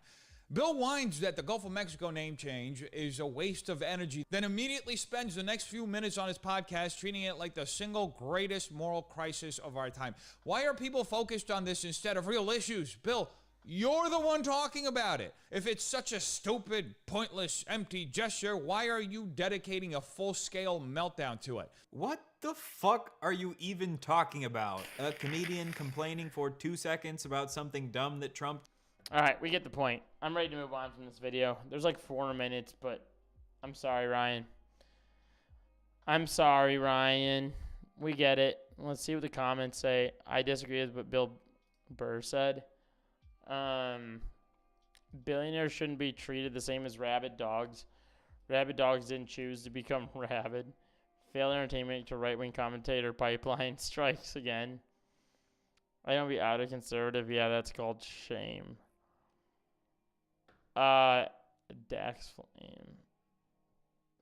Who's Dax Flame? Why is that ringing a bell for me?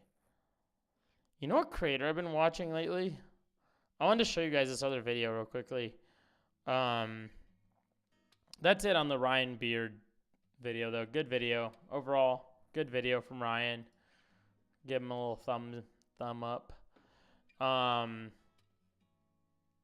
getting my own notification. I don't know why I'm like not subscribed to myself, but okay. I've been watching this guy right here. I love this guy's videos. His brother's videos are cool too, but I like his videos more. This guy was like living on a boat. I've been watching him for a while. He was like out living on a boat for a while. I don't usually watch creators like this, but his videos are really interesting. I don't know. I just been like I've been hooked on his videos. His last video was a month ago. I'm waiting for another video to come out. But I was gonna show you guys this video, not this one. Sorry. Was it this one right here? I think YouTuber Lil Wayne. If you're a creator, this video is Jack's Films. YouTube has a creator problem. Put out 6 days ago. Did you guys see this yet? Blender, Josh, Chris, any of you guys see this video yet? This video is really interesting here. It's interesting coming from Jack's Films. Oh, Blender saw it. Okay. You know who this is? Yeah, it's interesting. On YouTube trying to get discovered, good luck. Watch this. It's an oversaturated platform that tends to boost already popular and successful channels. Feel free to share your thoughts on it in the chat. I want to hear what you thought on it. Hey, let's go to the trending tab and see what's trending today. A VTuber graduating, I think. YouTuber Lil Wayne. Look at the view counts of all these shorts. This is your competition, right? You're competing against accounts that already get millions and millions of views, like Pointy McGee. Can we see? Let's just take a quick vibe check and see what the hell's on. Do you guys watch trending tab videos on YouTube? Because I don't really. Oompaville reaction to Content Cop. What? Do I even have a trending page? The fuck? Jack's Films has good insight on things. Yeah, I thought so. Let's show my history. Damn. Oh, trending. Here it is. I never go on. Me neither. Why is there like TV shows like Prime Video on trending? Like, what's happening here? He accidentally fell into YouTube Shorts until Charlie Kirk ad. Yeah. What is happening here? Like movie trailers are on trending. Music video, I can get behind a music video on the trending tab. I can get behind that. That's fine. Lord is on there. Okay. Netflix. Come on. NFL on ESPN. Oh my god, dude. I miss the days of like finding like not big media conglomerates on the trending tab. You know? We should just not allow media conglomerates to be on the trending tab. Like, I don't mind this video on the trending tab right here. 10 new Costco deals you need to buy. It's something I would probably watch. I go to Costco. I know, I'm a Costco membership haver. I know, I'm freaking 50 years old already. But, like, I don't know, I watch Costco shit on the internet. It's fun. There's, like, people that are, like, making videos being, like, this thing that everyone buys is actually fucking terrible for you. Like, this I'd watch, right? Individual creator. Big Daddy Cook-Off, P. Williams. Yeah, dude. Jake. Oh, Jake Weber.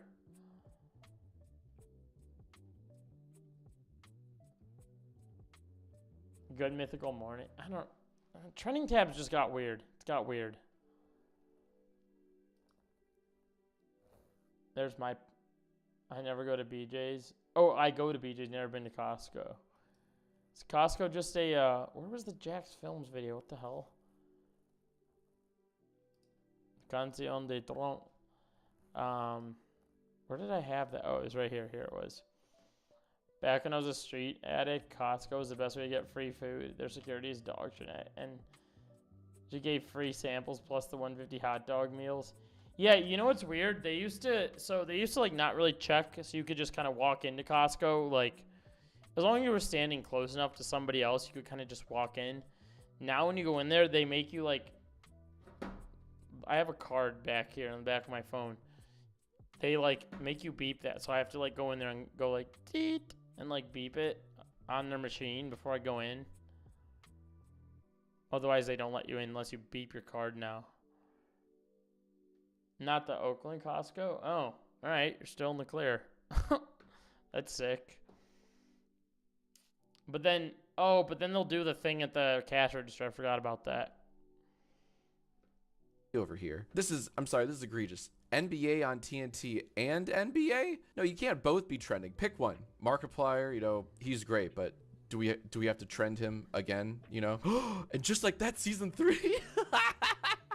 I didn't even know they were making a season 3. This is definitely trendworthy though. I love YouTuber Max. This one, I don't know what I'm reading. Caesar Mendoza tell.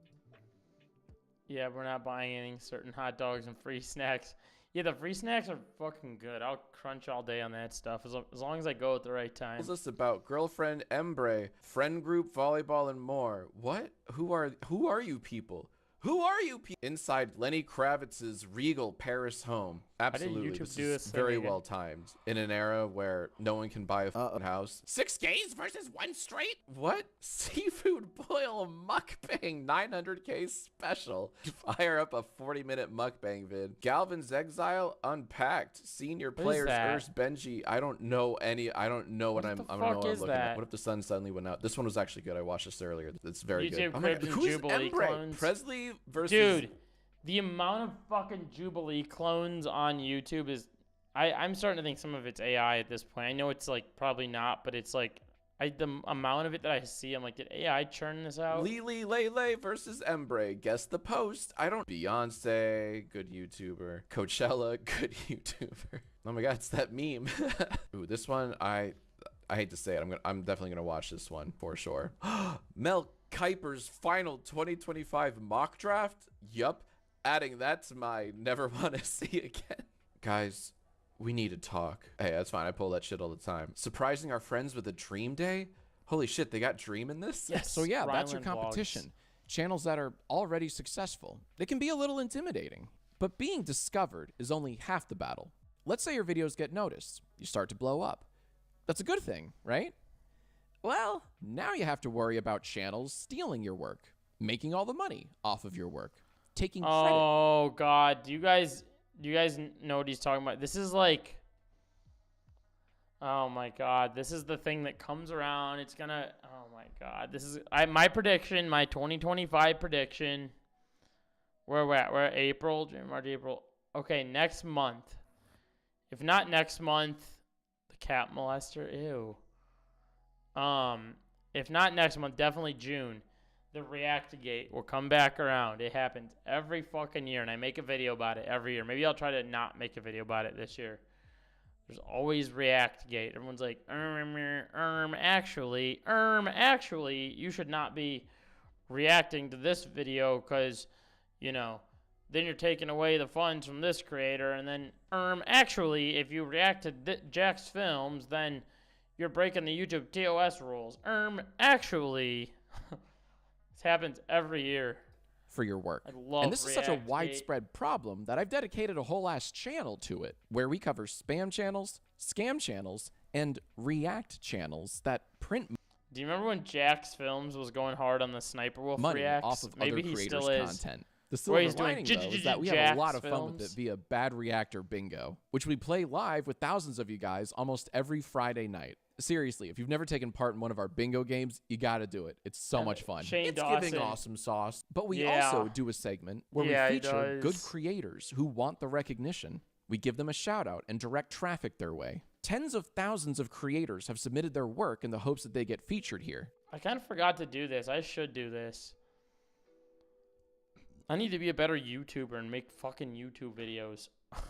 I'm a good live streamer when I have the time. Because these featured segments work. Their numbers go up. And I've even had a couple I'm of gonna you be guys streaming a lot this week, I think. Watch me say this and then not be live tomorrow. No, I think I'll be on tomorrow. Let's see. I might be on tomorrow, depending on how my throat feels. If my throat feels bad tomorrow, then I'll be on here. If my throat feels good, then I won't. Some of my really good friends are having a show tomorrow. So if I feel not sick, then I'll go to it. Saturday, potentially. Sunday night, if I stream, it'll be like 10 o'clock my time, so it'll be kind of late. Monday, dude, I'm gonna be freaking read up on scripting. Once you have a script, the rest is just filming, which you're already skilled at. Yeah, I should get better. You're right. I should get better at scripting stuff. I kind of like the like, here, I'll show you videos of mine that I really like. There's like videos I think that are like, that I'm actually pretty good at off cuff. I scripted one video one time and immediately deleted it. But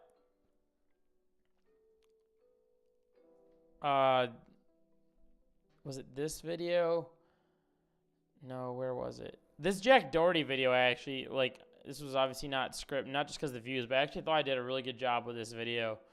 Just doing, like, off-cuff react. I was like, that video actually turned out pretty good. This video I thought turned out decent. This one. I thought this was a good video of mine right here without scripting. A 15-year-old. Now you're going to say, who is this guy? Well, his name is Herschel Weingrod, if I'm saying that right. He is a 76-year-old man who's most known for things like Space Jam, Teen Titans. This was a good video, and then, there was one that I was, like, really stoked on. Oh, I forgot about this. This Ben Telect one. This was a great video. I also... Where did that other one go? God, where is it? Oh, this one, the established titles video. React to me on stream. I thought this established titles video was really good when I made it. I was really proud of this one. This video, it got like weird reception, but I thought I did a pretty good job with it. And then what other video? There was another one that I was like really proud of too.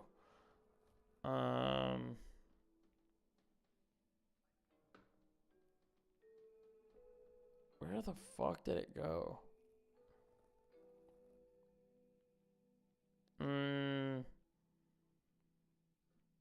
It was like the plain Karen one. This one right here. This was one of my best videos, I think. It's really big. God, it fucking ads. If I just switch account real quick. And so by the even though my room was a goddamn mess, this video I just did off cuff, hundo P. Like I don't even think there's that many cuts in this video. She was saying that she was gaslit by her boss. I've been contemplating making.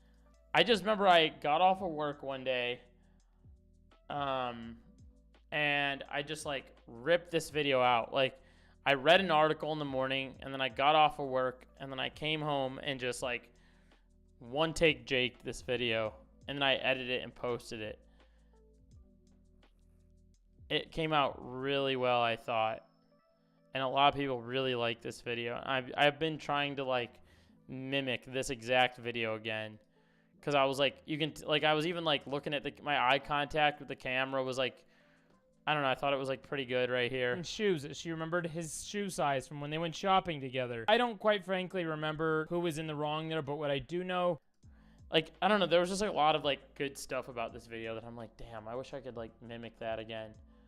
I definitely want to. All these topics that hit big had a large consensus.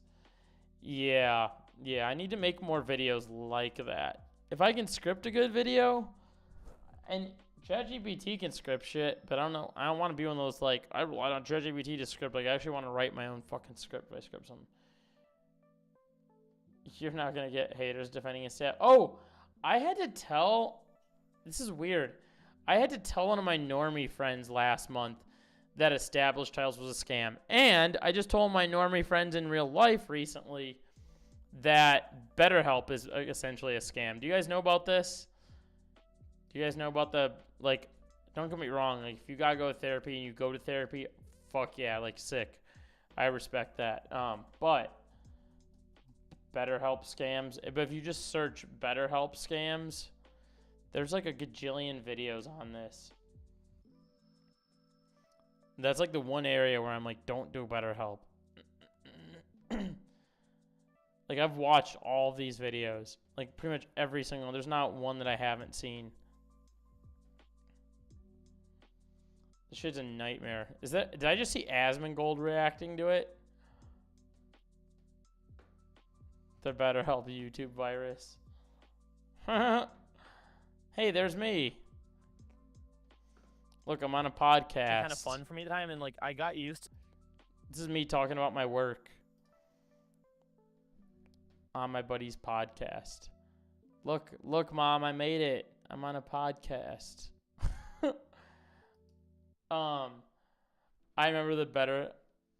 I've had access for free though through Medicaid. Damn, that's nice. So I have my suspicions. I remember the BetterHelp drama. Yeah. Yeah, I posted it on this channel, the like skate channel. It's on my. Come and tell me that you were able to become a. It's on. I shared it on my. What's it called? The like chat page thing. YouTube partner after a feature, and that is an amazing thing for me to hear. But I want to do more, and that's why we're launching Credit the Creators. Okay, then a free weekly newsletter. He juices this thing up where he like helps out creators. And viewers who are just looking for more stuff to watch that they otherwise wouldn't find. I was just starting out on YouTube almost 20 years ago. Ew. In fact, some of my earliest videos got featured on Yahoo Video, and that's how a lot of people found out about my channel. So a feature can go a long way, and that's what I hope we can do with Credit the Creators. On it, please send it I think our that's way. a really. And if I don't mean to like gloss over this thing he's doing. Like, I actually think this is a really cool thing that he's doing. This whole like. Although Jesus Christ, what is all this now? Subscribe to his mail. I hate when people do like mail subscriptions. I always like end up inevitably blocking them. But I think this is a cool thing he's doing for sure. I just want to go past it. Subscribe to our newsletter, creditthecreators.com. Oh my God, I hate what's happening with the podcast. Believe it or date, and believe in the gimmick. It does work, and the questions do get worse. What we don't know that the first episode's not even out yet. He did a podcast episode with this guy, HH Bomber. I don't think HH Bomber guy has put out a video this year. Except, I don't know if he'll... Dude! Hey, yo! What if HH Bomber did an Ethan Klein one? Could you imagine? Hey, yo! That shit would be funny if that was like the topic of the HH Bomber guy. I think he'll put one out this year. Because he hasn't. I doubt it would be Ethan though. That'd be really funny if it was, but I doubt it. Let's see here. I was just chilling. I want this to be a fun stream. What was? Oh geez, Aiden Ross goes off.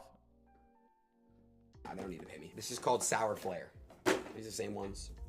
Oh, there's two. Which one do you guys want me to try? Okay, I'll try both. Ew, Aiden Ross. Sour Flare.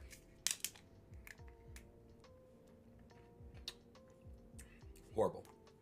Horrible. Dog shit. I thought Aiden Ross had like a change of heart kind of recent. Didn't he like have something happen where he was like, oh fuck what I used to do? But then did he turn back? Death by Sour. Let's see. Dude, this one's so bad. Even worse. I tried that one day. So bad. Wow.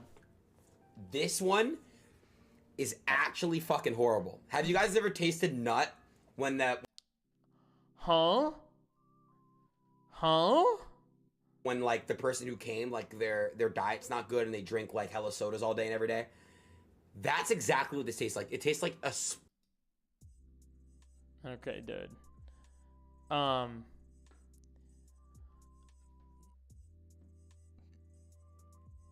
Makes a drama trend rather than follow it. Yeah.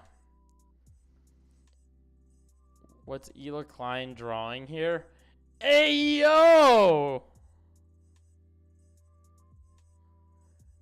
Caught. What's going on?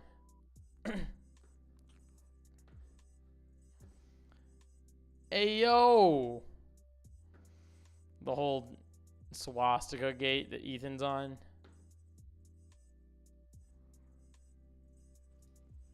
This is so fucking dumb. He's such an idiot. He's a Karen. It's just bleach. No fuck off Ela. That's anti-Semitic, by the way. What? Oh, wait, no, it's not. Sorry.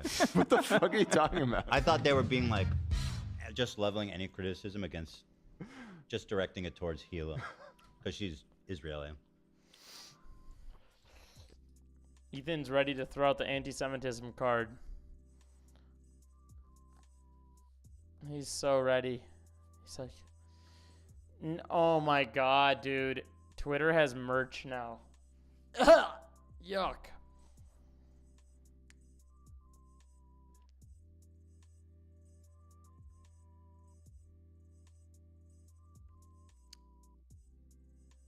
Oh, look at this. Look. I have to show you guys this. Hold on, I'm feeling I'm about to sneeze. Try to avoid it. Look what Sean DeBlack did. Objective Ethan Klein debate champion tier list. Master debater. Kaya. Kaya is the best debater of them all. This, I don't know who it is. That Dilbert right there. Hassan. iShow. Speed LeBron James. Don't know who that is. Knowledgeable and informative. Sam Cedar. I don't know this. Chris Kunstler. Have you guys been seeing Chris Kunstler or Kunstler or whatever his name is? That guy's awesome. For the memes, Bad Empanada. Noah. Oh, that's Matt Lieb. Emma Vigeland. That's who that is. Why did I not recognize Emma Vigeland? She's on the freaking Majority Report. What am I doing? Noah, and there's what's his name? God, what the fuck is his name? I'm drawing a blank. The guy Hassan has on his stream a lot. Not for the normies. Sean DeBlack, North Star Radio. Denims and Frogan. Would agree with Ethan. Dan would lose. Ethan and Asmongold. Oh yeah, that was Felix. Felix right there. Trisha Paytas.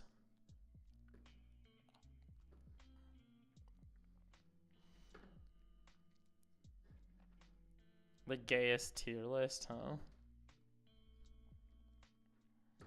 Kai has the master debater. That's funny.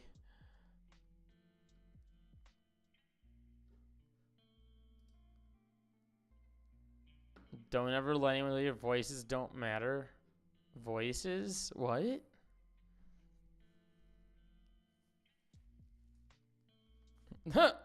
One XQC's own fans. Why do you choose the QRT Hassan he's objectively correct on instead of the thousands of moronic things he's posted or defend it? Violence equals voice? What? Dude, there's just threads I go in Twitter. I'm like, fuck are these people saying? This has got to be racist. Dr. shows text. He was actually Ian's inspiration for... If I don't know if I've mentioned this already, but I asked him if I hadn't responded the way that I had, how would Living just on him while EMLess says he's stepping down due to being bullied. Oh. the video have ended differently? And he said, oh, absolutely. In fact, what did he say here? And again, he's cool with me saying all this stuff. I've asked him. I was texting him saying, I had no idea how important I was to the ending of your Content Cop video. If I had known, I would have been more careful in the way that I refused to change my grade. And then Ian replied and said, you play a really important role in the video. It made me rethink the whole ending, to be honest. And it led to me deciding to get those creators to send me nice comments. So I feel good about that because I like the way it ended. Absolutely. Your voices matters, reference to that talk. Absolutely. But I feel bad about inconveniencing a fellow content provider in that way. Ian's inspiration. The grading. Apologies for leaving you. I didn't know you were in the video and didn't seem like you were actually kind of just character when Ethan said you responded to Content Cut. Massive apologies. Dude, did you guys see this? Did you guys also see this? I saw this too, and it made me feel a type of way when I saw this today. Ludwig, done with drama. Where was it? No. Ludwig done with Mogul Mail.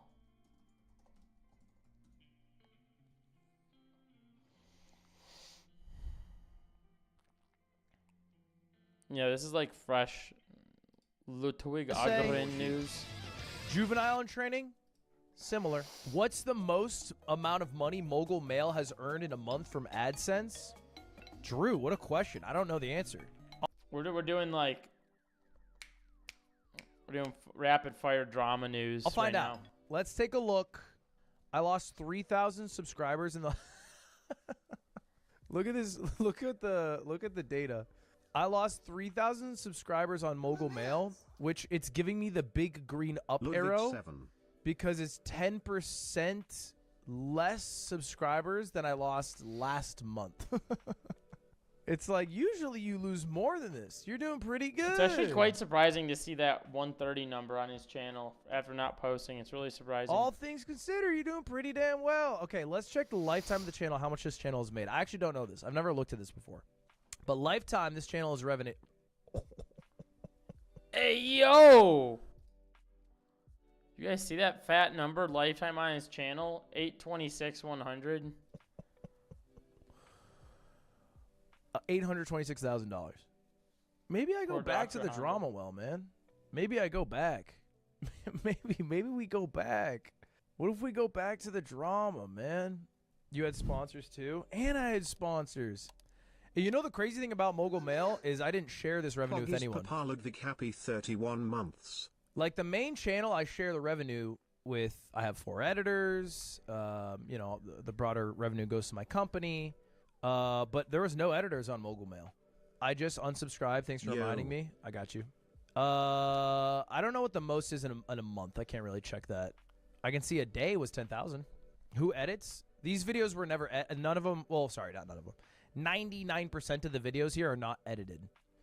They're just one takes. Just one take. Jake. Will you post on Mogul Mail again? No, I don't think so. I think the drama landscape has changed quite a bit on YouTube in a way that I don't like. I don't know. Okay, a lot of people were like, a lot of people took this and like had a different like view on it. It's weird. It's really weird. I saw some people saying that he said this because there were like viewpoints of Hassan's that he didn't agree with, but he didn't want to like step on anyone's foot, so he doesn't want to talk about the Hassan Ethan drama. And like when you look at like what's going on in the world of like internet drama right now, like the drama sphere, it's part of the reason why I haven't made too many videos.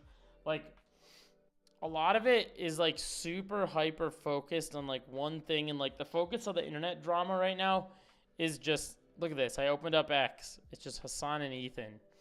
Like, that's it. Like, I used to get, like, a lot of my video topics from either, like, tweets or a lot of my drama news stuff came from here. Like, topics like what was on Dexerto. Or if it wasn't on Dexerto, I'd see, like, YouTube clips of something. And then TikTok clips that, like, backed it up that I would talk about shit. Or I would just, like, see shit that I thought was dramatic and I would talk about it based on other shit that I saw. But, like, the rest of this, like, quote-unquote drama on here is just, like, kind of mid. Like, look at this. It's just, like there's, like, not much that's... You see what I'm saying? Like, the Ethan and Hassan thing is, like, the core of the drama. So I'm like, was that what MAGA Male's talking about here? I don't like it so much. Because I felt politics are from the people involved. there is sometimes fun drama, but I do think drama frogs have become more powerful, scarier, to be honest. They drive fear into my heart.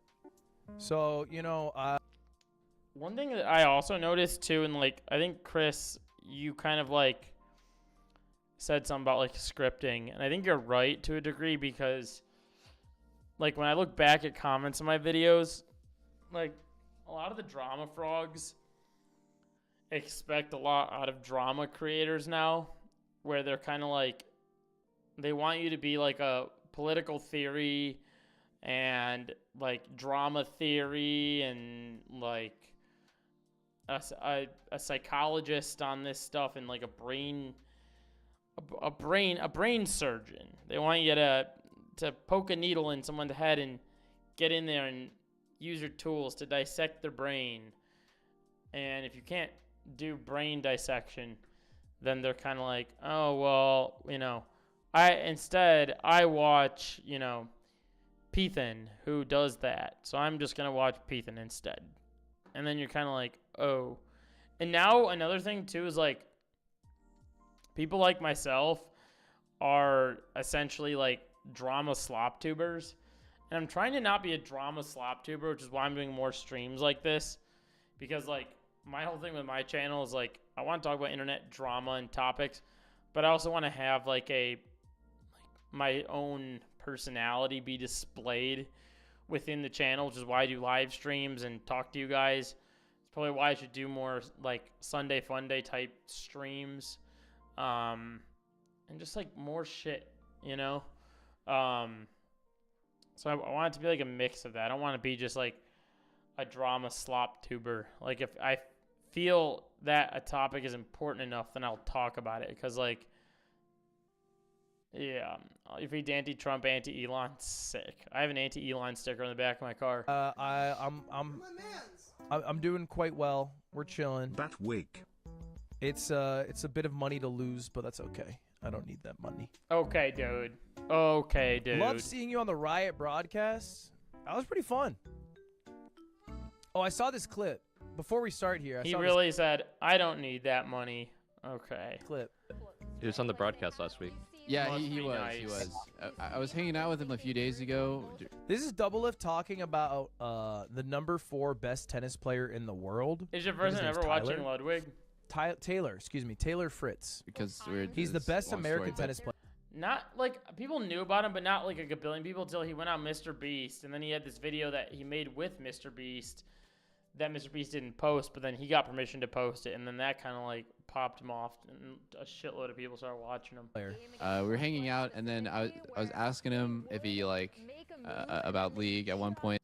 Ludwig is QT Cinderella's man. What is a bread tuber, and why do they always use it as a pejorative? Oh God, there's someone I just want to.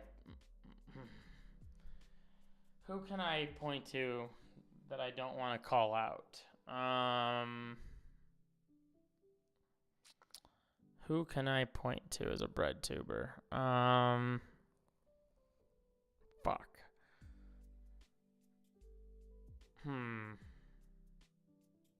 Fuck.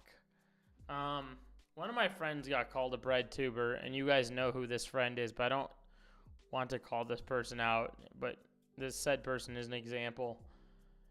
FD signifier, contrapoint. It's like,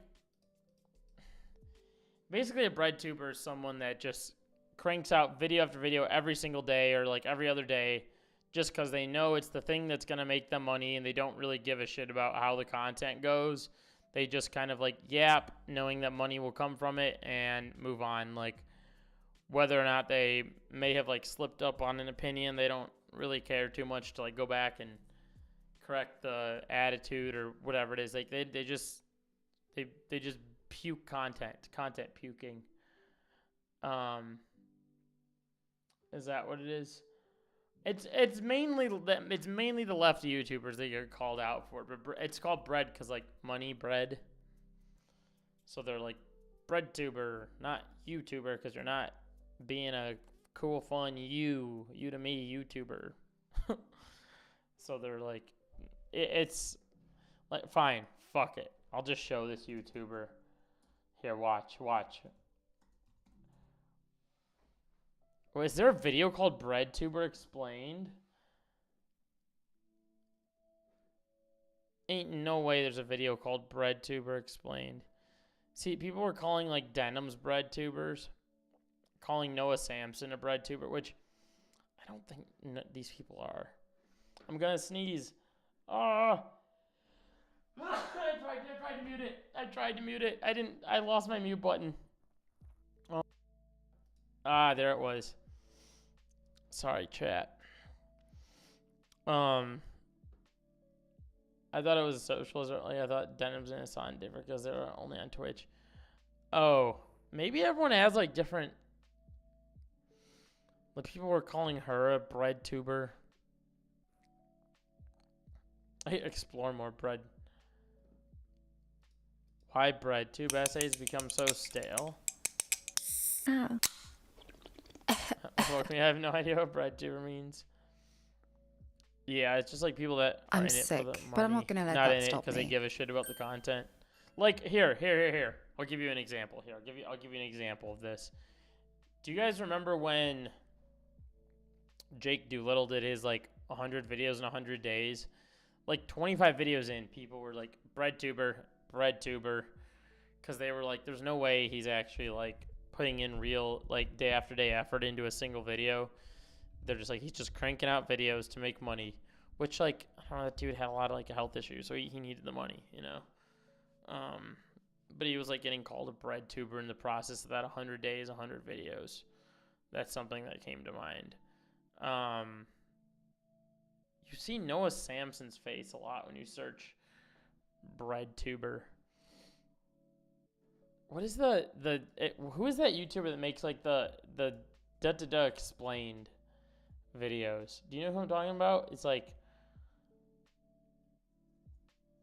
explained videos.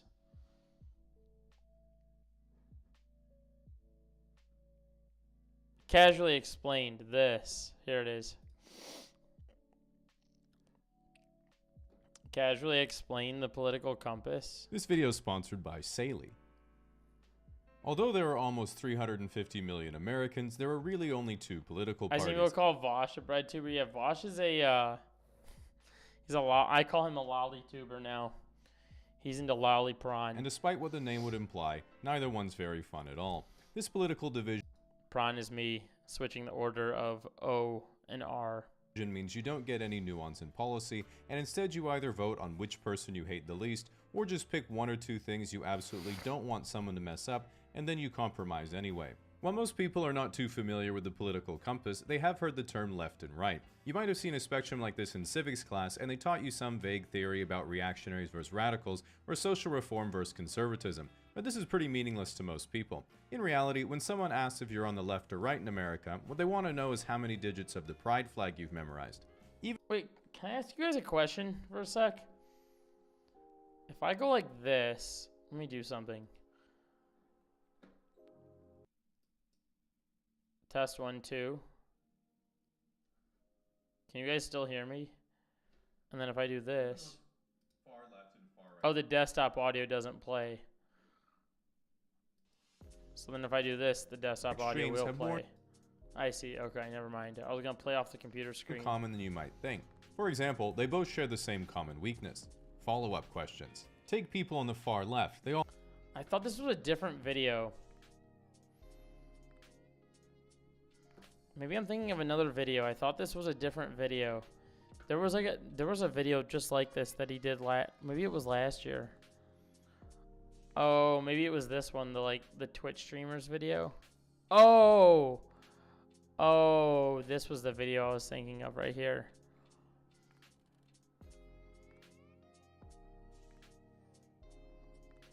You guys ever see Casually Explained? Chloe Price? Who's Chloe Price?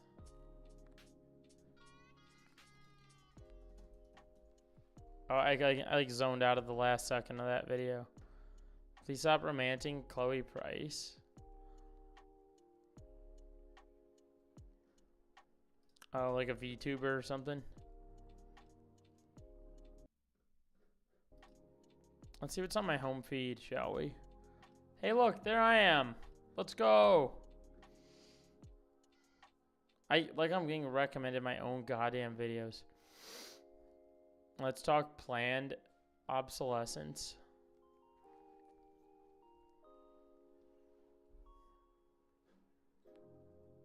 Oh, here's a music video. I made this music video right here. I got recommended my own damn videos.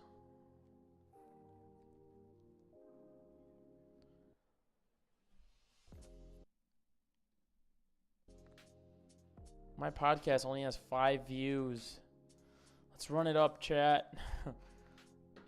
This is a VG character with a blue chair. Oh, yeah. Ludwig faces huge decision. Gabby Bell cranking out 45-minute videos. Have you guys been seeing this guy on your feed, or is this just me, watching content? 24 hours of Paul and Morgan.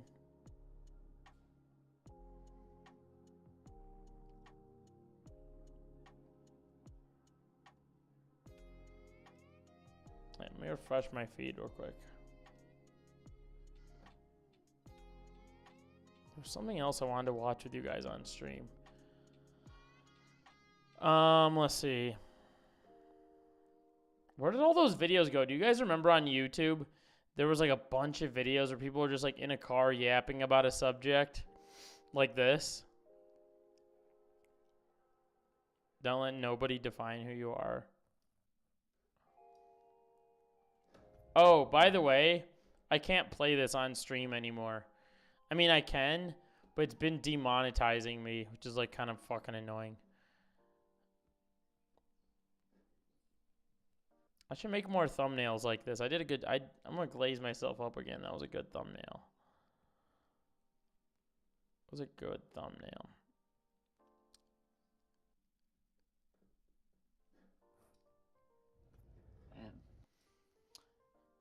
Finkelstein's a strong pro-Palestinian Jewish intellectual with a history of family being killed in Auschwitz.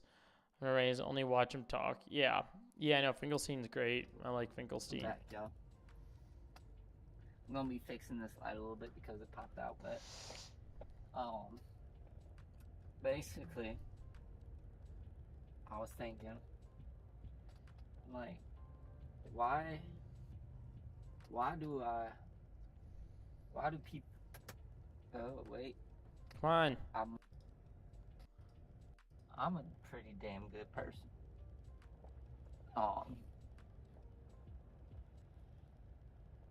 Feels like if there's one, everybody seems to focus on the negative aspects about everything, because truth is, it's easier to focus on that stuff. Dude, sometimes I feel like making videos like this. I'm not on this channel, but on my skate channel. I feel like just getting in my car and fucking talking. It's easier to focus on the negative of everything, because it's easy. So Oh, dude, I hate to say this. This video's killing me, man. I know it. Oh, man, that video's killing me.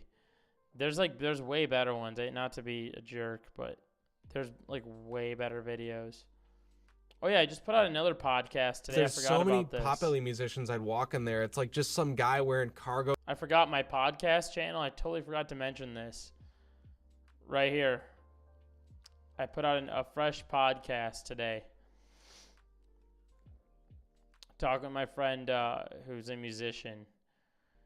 He was talking about his experience like playing at Potbelly. And he's talking about his music career. People are saying he looks like Elon Musk. Totally forgot about that. All right. Unless I can't... I got swatted by the FBI. Whole coming together, and Hippo thought he would join.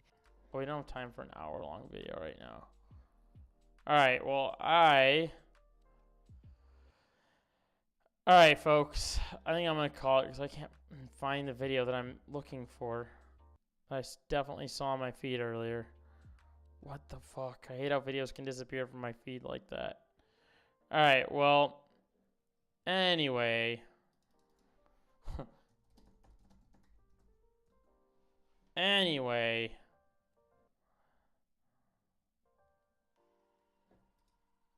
Right now, our... Look, folks, this is, well, anyway. This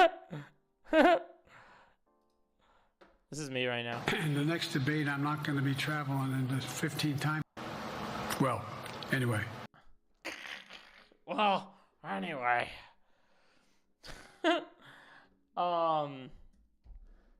That is me in a nutshell right now. Why is my switch screens button not working? Okay, that sucks. Is it gonna work? Switch screens button stopped working. Yeah, I'm gonna head out. Love you guys. I'll be back. Thank you, Josh. Thank you, Blender. Thank you, Chris. I will be back. Depending on how my throat feels tomorrow, I might be back tomorrow night, 9 o'clock Central. If it feels bad, if my throat hurts, I'll be here. But if it feels good, then I'll be out at a show, socializing. And then I work Sunday. Oh, tomorrow's Saturday, okay. I work Sunday night, so if I'm live on Sunday, it'll be late, but I don't think... And then I have a funeral to go to on Monday. So I don't think that'll be too late. If it's not too late, then I'll be on Monday and Tuesday. Wednesday, I found a fucking comedy show to go to, a free one, and I'm excited about that. So probably be at that. But Monday, Tuesday probably are in the books for streaming. Maybe tomorrow. So stay tuned. I will make many community posts. I swear, many posts. All right. That's it for me. I need to head to bed. I'm a sickling. It's midnight. Peace out and enjoy your evening or day, afternoon, no matter where you are. And go do something nice. Put a smile on someone's face. All right? Bye-bye. Peace.